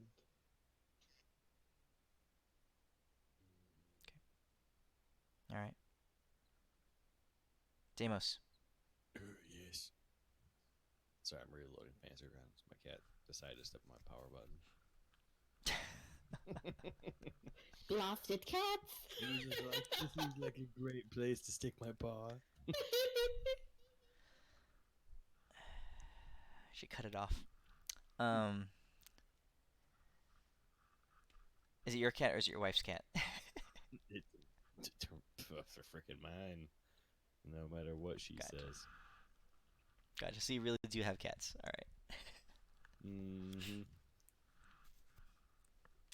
There's nothing wrong with having cats. They're the greatest of God's creations. James, I don't believe you. I don't believe you. I demand photos, preferably of them, like, looking up at you with big eyes. So, photos, damn it, photos. He's You'll got like get 3 some- cats. Dude, I Yeah. got like 3 cats. Yeah, I demand Yeah. photos because it's not because I don't have cats and I am in withdrawal, but I just need cat photos. They are I need two. crazy, super cute. I got a fat one. I got a tiny one. I got a medium-sized jeez. one. Well, the jeez, fat you one's really really are a not cat that man. fat. Whoa. The hell? Whoa. I'll go hunting, all that stuff. I don't give a shit. Just cats are dicks, and they're hilarious. They are. I was looking into volunteering at the local shelter today. I was like, okay, let's look this up, find out if I can do this. You've Have seen you- pictures of Lucas, right, Gail? Yep. Yes. Have you guys seen the liquor bottle cat video? No? I don't think I This have. person's got a bar. You know how you can have those the kitchen with the bars, so there's not a wall at the top of the cabinet, right? This person in the video, they've got like a ton of these liquor bottles down this bar, and shit you not, this cat walks up to the end one and paws it off. Goes to the next one, paws it off. He starts pawing the liquor bottles off the fucking bar onto the floor. Sounds like a personal problem. That's a cat with a vendetta. I mean, I was trying to take a nap today after the gym, and my cat kept slapping me in the fucking face to wake me up. Jeez. It's like, I want to go to bed. He's like, not today, motherfucker. Okay, Deimos. Yes. You're standing there by this statue. You reach out and touch it, and you feel time stand still. You look around and you see your friends, Elwyn, Renly, Adis, even Akelia. Akelia is kneeling down on the ground, barely holding herself up, weak.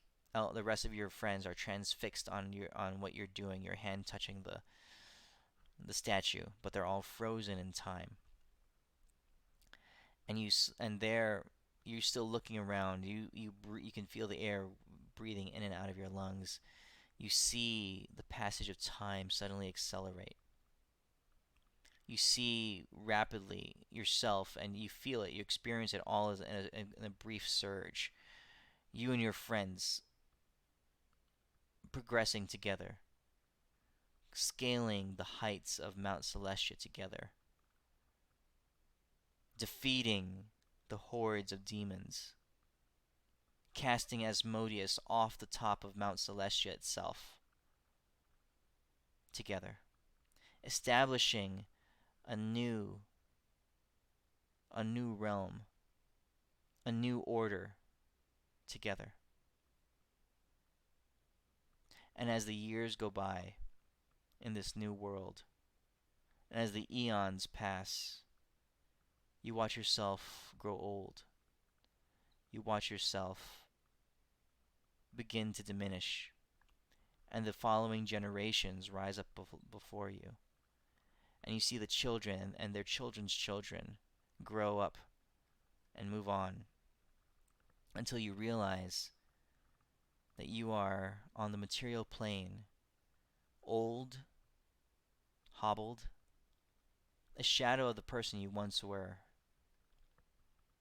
And a young child comes up and looks at you and completely disregards you. You see within the child all the potential of the world. You see within him courage and fear. You see within him justice and dishonor. All the potential welling up within him. And you reach out and you try to give him a bit of guidance, a bit of direction, knowing all that you know and having experienced all that you've experienced, trying to impart that wisdom onto this child. And he slaps your hand away, defies you, and calls you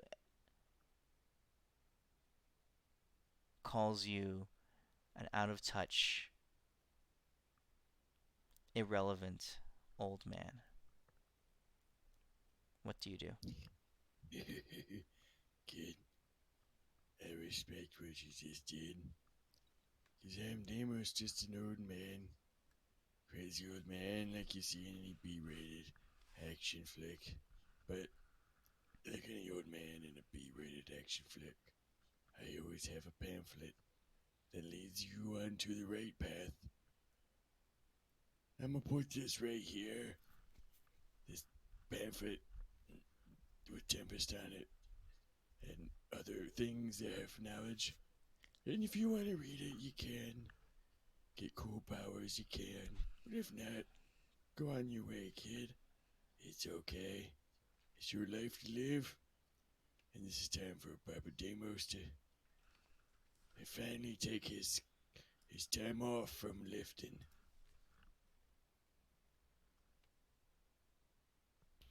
Okay. Old man Deimos' ball is bigger than that little kid's ball.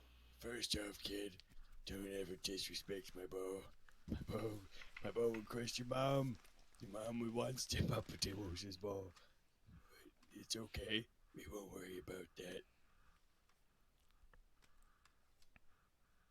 Okay.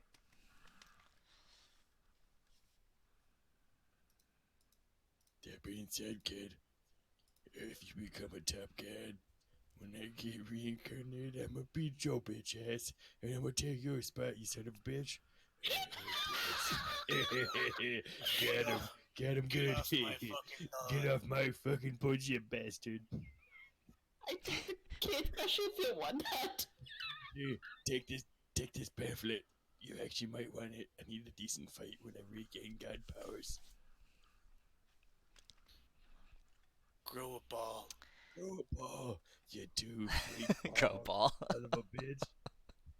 That's an extra ball to hit. That's a weakness. We're Go a one ball family over here. Does Okay. this whole one ball thing like affect the statue because it has one ball? It's canon. Don't ask. It's canon. I mean, doesn't recognize you as like one of us, one of us. Like the statue is like they're like, ooh, what that people? Yeah, brethren for life, bro for life. What was it? What movie was We're it? our own species. Yeah, Guy is only we just can't get rid of us. We're just like a really bad, like, I don't know, stain. No, a guy only has one ball. It was because of a horrible childhood accident with a pencil. Oh, that was that's like while you were sleeping. Yeah, that's what it was. Yeah, while we were Yeah. sleeping.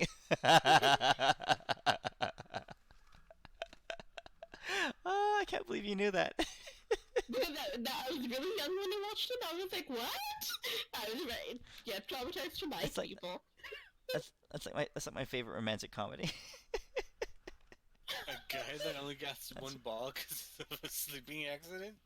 What? A childhood accident with a pencil. I don't know what you're talking about. Yeah, It it's sounds in a great. movie.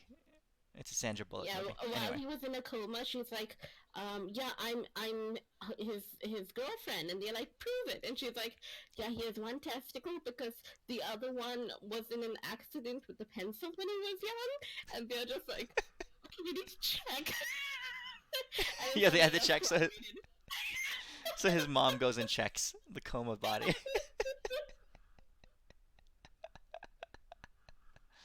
Oh god, that was Anyway. like, oh my god, yeah. I forgot that. Yeah, oh, holy crap. Anyway, Damos, your angel magic item has been created for you.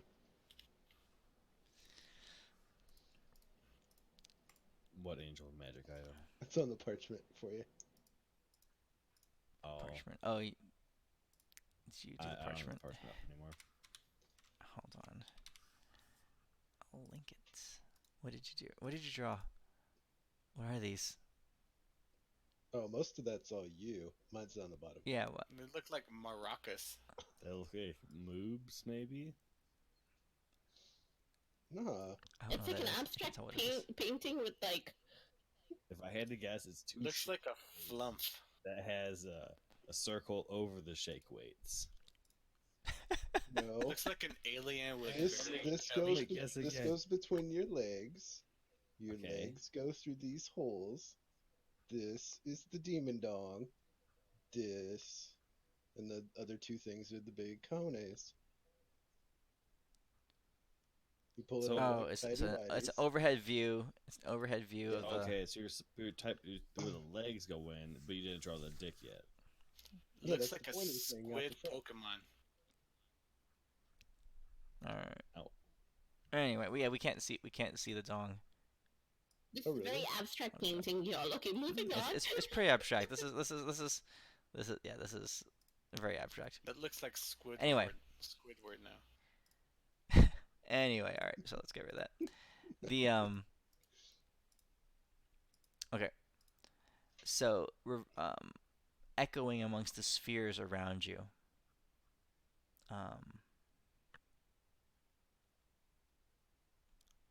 In this absolute silence of this ancient monument, a representation, a physical representation of something, of a concept, of a truth that was discovered before time began. Whoa. It's AO. AO has only one O Barlow. Like Damo and Elwino. Damo and Alwino. This makes so much sense.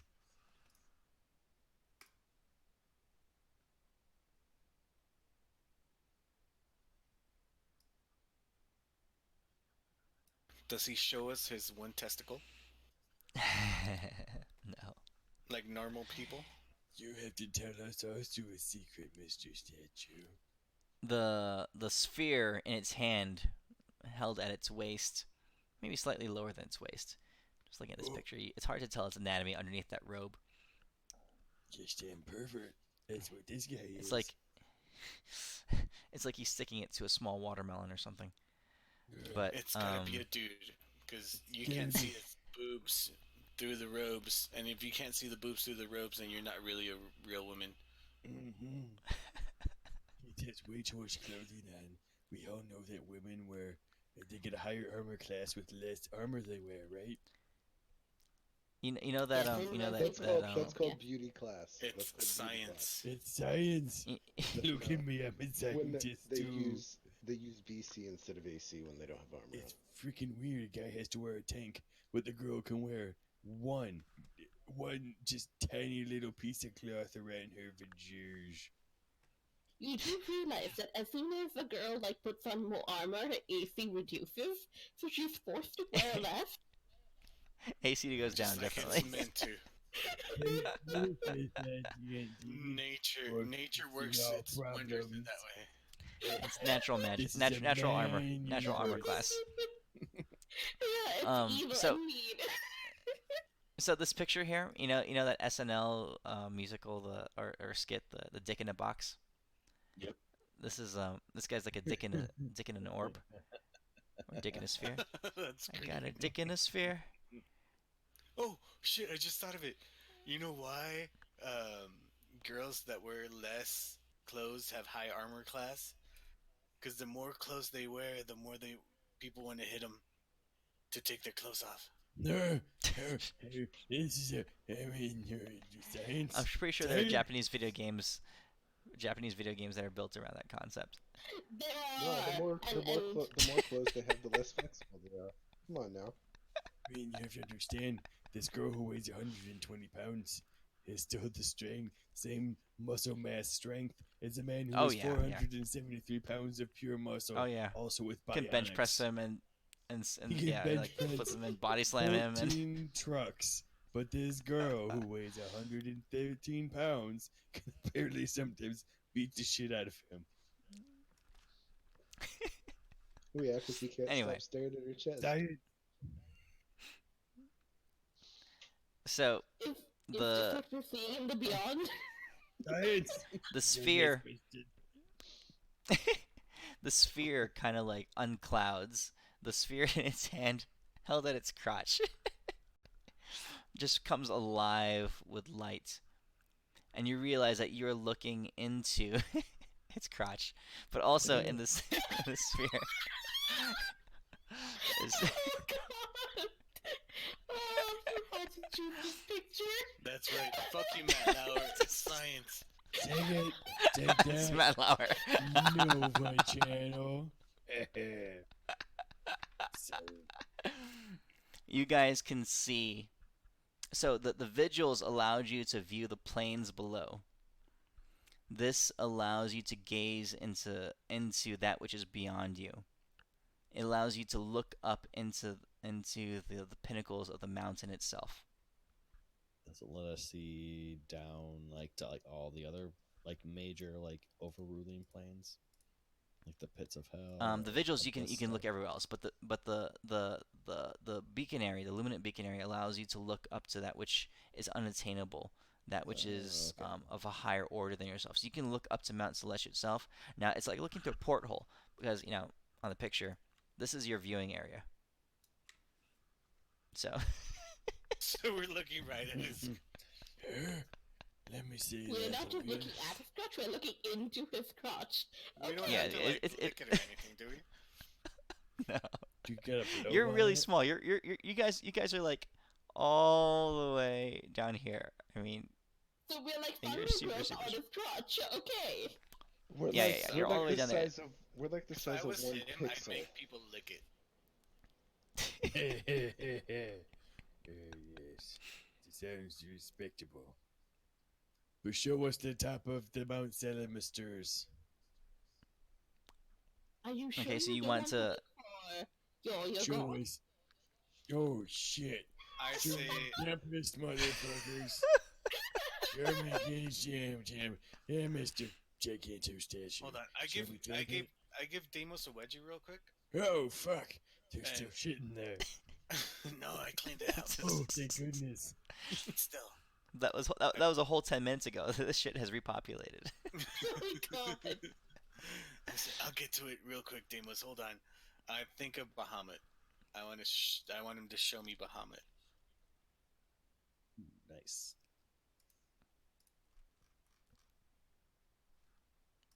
Or not.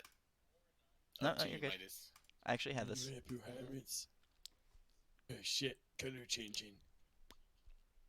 An Are you endless having mount that rainbow poop again? Oh my goodness. appears before you. It is brighter than the plains below it. The sky itself glistens with a light that is unnatural and also purely wholesome. Glittering in the sky above you, far, far in the distance, is piercing through the clouds occasionally, sporadically. You see the light of Coroneus, unattainable, distant, yet still benevolently shining on this place. You're gazing at the realm of Solaris.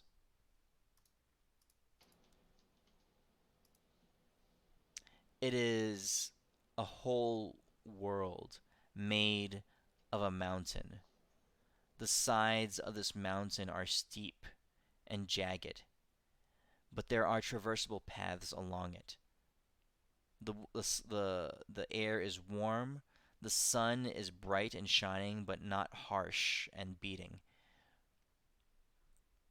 All along the cliffs and the rock crevices and fixtures of this plain are littered statues, memorials, temples, many of them shattered, some of them still whole, depicting times and histories long past.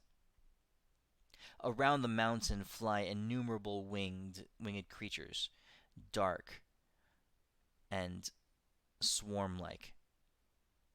Their fangs and their screeches break the serenity of this world.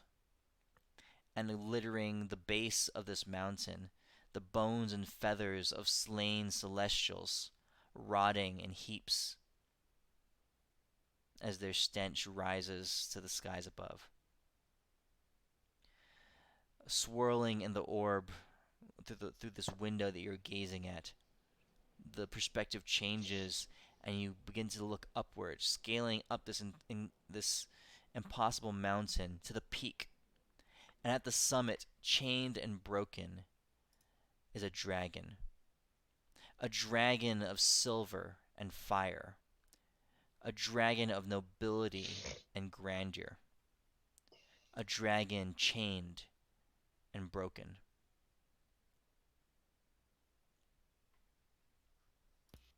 So, Damn. this is it. I have two questions. Floating in the distance, in the horizon, a small sparkle in the sky beyond your vantage point. You can see a palace made of jewels, floating, slowly orbiting this mountain that the dragon sits upon. Okay. Question number one. Mhm. Does the dragon have one ball or two balls? Acceptable answer. Acceptable.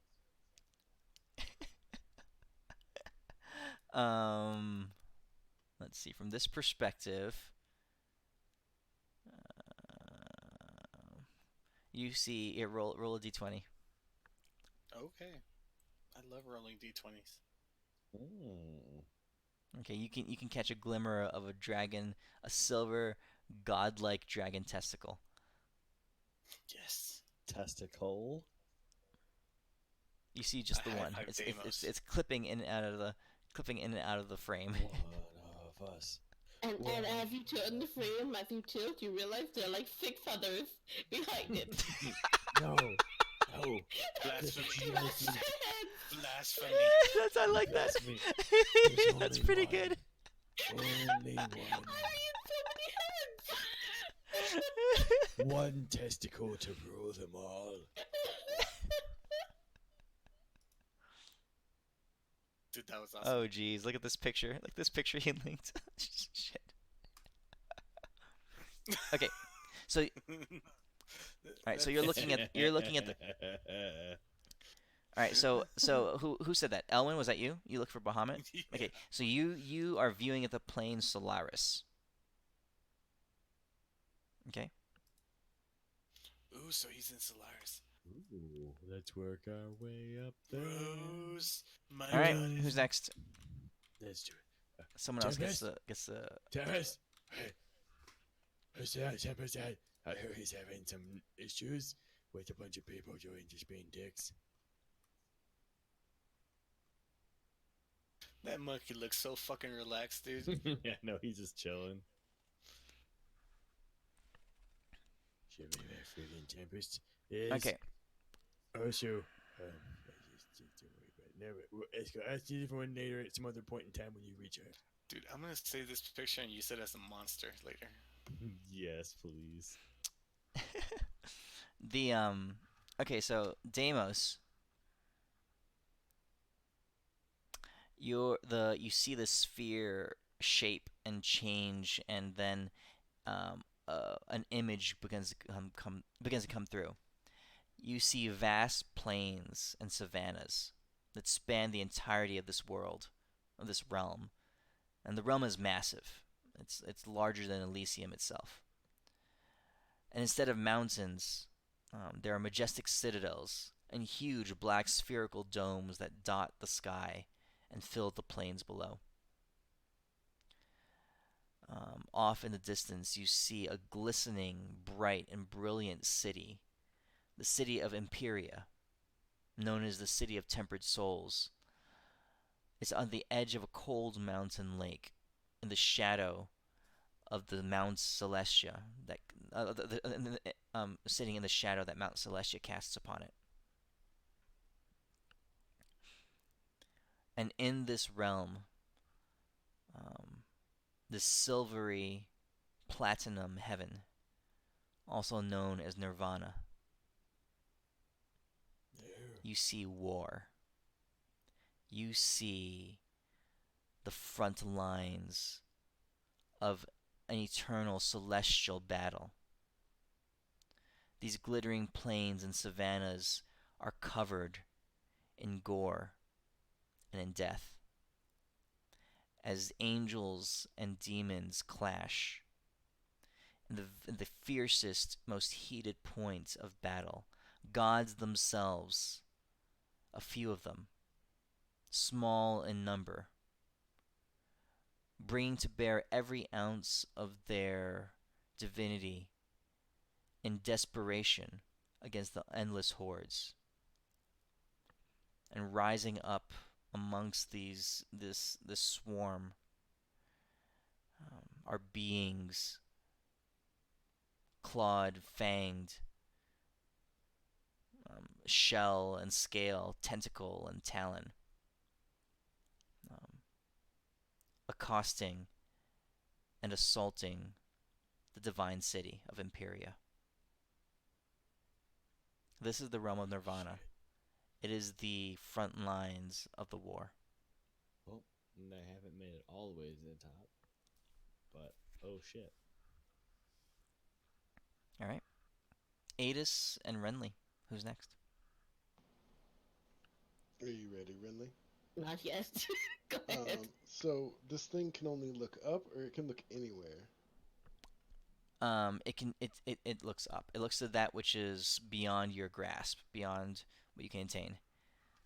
Probably you should probably. So I Well- guess if you frame something correctly, it could look elsewhere. But Well, the material plane is currently beyond my grasp. that's what the vigils are for. Ah. The vigils can look to the material plane. Well, someone stole my question for looking up the mountain. You can look at ours. Huh? So you guys, so on the mountain, you guys have seen Nirvana, which is here, and you guys have seen Solaris. Yeah, we haven't seen the Lunia or whatever it is. Well, do we know anything there that we would want to try to look at? Well, I just know we have to move up. That's the only thing. But I'm sure you got some random stuff you want to see. Like, why are people going up? Like, what if the reason the fight Well, is going? It's like Because going up there instead of going down in hell. It's whoever gets the top or the bottom first wins. Yeah, you know that place, like, in Mount Olympus where all the gods stand in their little chairs and claim to be Yeah, all but high and mighty? That's what's the final top of the objective? mountain. That's the well, they're trying to kill all the gods, so they got to get to the top to get the big bad motor scooters. Because you have to go up one plane at a time. So basically, the angels have been fighting a fighting retreat up the mountain, basically. Now, Losing, apparently. what about Vork? Would would we be able to see if he's at the top? Also, Quigley. I'm still butthurt about that one too. Quigley and Vork Quickly are got the killed. He got cut in half. Pepper? Yeah, he got cut in half. Pepper? That's true. That's true. But where do cut in half Quigley's go? Because they were like almost divine creatures, like they were marked. So I would assume they go to. Mm. Yes. So, since my character's a relatively religious person, would I know who before the war was the, for lack of a better word, leader of the current pantheon? Yep. So let's see here. Also, I swear I don't want to be a big pain, but I think I'm gonna have to You head gotta out. go. I got a super tomorrow. Yeah. All This, right. this this week coming up is my big giganto pain in the ass week for the summer. Good luck, good luck. Bummer. All right. I Have a good know. night, man. Sorry And I'll about see that, you guys. next week. No worries. Yep. See you guys next week. Actually, I was gonna say I'm gonna head out too, dude. Okay. So we can finish up. We can finish up Renly's and Adis's visions next And then week. call it. But just so you know, just for illustration's sake, Adis, so if this is the timeline, as far back as you guys have seen, if you guys are right here, right? Here was the reign of Pelor. He was a god of order, right? Which started, I forget what I said at the time, like 6,000 years ago. Okay, he I'm was a not good seeing god. it He was a here. god. I'm sorry. Oh, Good you're god. on the parchment. Sorry. Yeah, and he was the divinity of order that overthrew the paragon of chaos that came before him, right? And before him, for 80,000 years, reigned Malchior. All right, I'm not gonna write the whole thing, but I Right. guess I will. Right, he's the one who slew the dragons. Okay, before Mhm. him came and Malchior was a god of chaos. Right, so each of these divinities were the paragons of their time, and and they're representatives of the ongoing battle between order and chaos. Malchior, and before him were the Gemini twins of Estrella and Byricus. Malchior slew them when he threw them off Mount Celestia, slit their throats, and cast them from the very pinnacle. The Estrella and Byricus were the ones who built the citadel, the one that Radthorn used to be the voice of the storm. Okay, that's as far. So currently, there wouldn't be any leader of the pantheon since Palor is dead, right? So what happened was there had been fairly regular intervals. There was times when a current pantheon, a current paragon would reach his end, and the next one would come up, and then at each junction point, there was always a struggle to see who would emerge victorious, order or chaos. Right? This has been going on for time immemorial in the past. Right? But these are huge eons of time each. These are tens of thousands of years each. These eons, tens of thousands, or maybe hundreds of thousands of years. Um, this is as far back as you guys have seen. And Befinzer was the one who told you about this. But All right. what happened was Pelor's realm. Pelor was a great paragon of order. He was brilliant. He was, exuberant. And when he dethroned Malchior, the grace and the mercy that he bestowed was indicative of his time, and he ushered in a realm of peace that had not been seen for as far back as can be remembered. His reign was something that would have lasted 100,000 years. And he only had one testicle. But what happened was that his reign was cut short. Just 6,000 years into his reign, he was killed, and this is unprecedented. When Asmodeus assaulted the heavens, it broke the cycle. It broke the natural sway and back and forth between order and chaos. Like Neo in the Matrix. Yep. Would I know who would be the second most powerful of the pantheon below him? Elwyn. In Paler's Yeah. pantheon. Yeah. So in the current pantheon, these are the gods that you guys know and worship. So let's see here. Mistra is dead. Pelor is dead. Corlin Larethion, the elder god of the elves, also one of the founders of creation, is dead. Um, of the greater gods that remain. So the greater gods are a tier above normal gods, of course. Let's see here. Who's still alive that you know of? Well, the greater gods are fairly well known because they are the greater gods. So the remaining ones are Lathander, god of birth and renewal. Kelimdor, god of the underworld. Yeah, that's who you know of. Okay. We'll see if I can find me some Leander. Lathander? Yeah. We need some big, powerful friends to help us out here. Okay. Him being alive would be pretty cool. All right. So as the sphere begins to swirl and churn,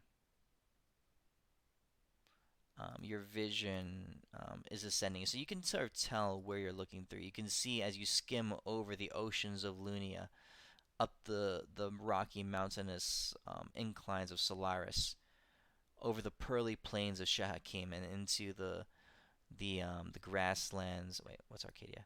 Arcadia is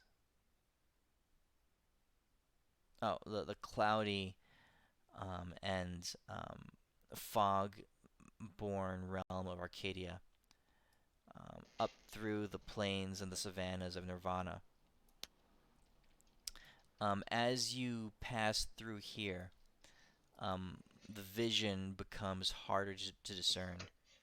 It's almost as if the red mist of the veil that you guys encountered when you're passing through to the material realm um, clouds even the vision, the far sight of the Luminant Beaconary. It is so far up the pinnacle that the mist clouds you, and the sheer brilliance of Coroneus that you can see through the mist um, leaves very little detail to be perceived. Your only takeaway, your only realization is that Lathander, probably the greatest god still yet living, um, is in Coroneus itself. So he's still kicking. You're up, Okay. Renly. I do know what question I have, but it isn't to look for a particular creature or being, but I will still pose it to the Luminant Beaconary, Mm-hmm. and that's to try and define something on this plane on Mount Celestia, basically that um, we can use to stop Asmodeus or a transcendent being. Because I recall how difficult we had it even before.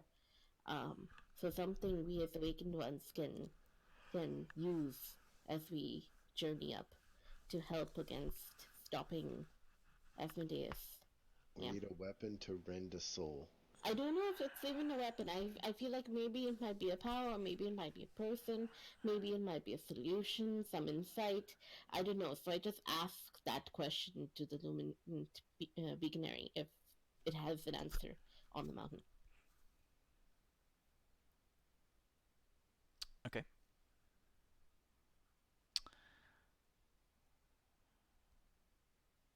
You see the swirling of the sphere, and the clouds held within it begin to part, and you see there outlined before you a place on one of the plains, on one of the 7 plains of Mount Celestia. Brilliant, untouched, unmarred. pristine in every shape and every way, is the divine forge, the anvil of the gods.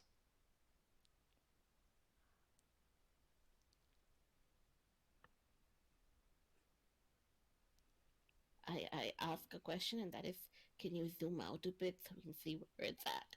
I think he's telling you gotta make it yourself. This is a forge. This is a location that you've been hinted at. That who was it that told Yeah, you a long time ago? I'm totally asking them to zoom out so we can see which plane it's on. All right, roll a d20. Oh god. Spark it. It's a 1, isn't it? It's not. It's okay. As you If I could spark it, I would, but I doubt I can spark 20s. as you zoom out, as your vision drifts further back, you can it's hard to tell where it is because the whole realm is enclosed in mist and fog. Crackles of silvery light and sparks of energy just kind of radiate around this plane. The sky glows and crackles with energy. Um, you recognize it as the Electrum Heaven, or some call it the Crystal Heaven. The valleys and peaks are enveloped in fog and mist. Whatever monasteries and cathedrals and shrines of gods are hidden within the plains. Whatever rich and precious metals and ores and gems that speckle the rocky cliffs and mountains that you see are engulfed by the war that rages in front of you. And you realize that gazing at the realm of Arcadia,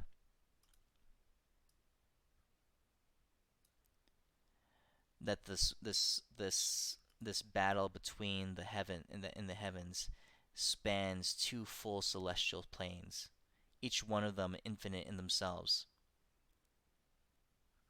That the fight stretches basically from Arcadia to Nirvana, and somewhere in Arcadia is the Divine Forge. Alrighty. I do turn back towards the statue and I go, thank you. Okay. The statue dims, and the reverberating of the spheres around you silences, and the sphere grows dark.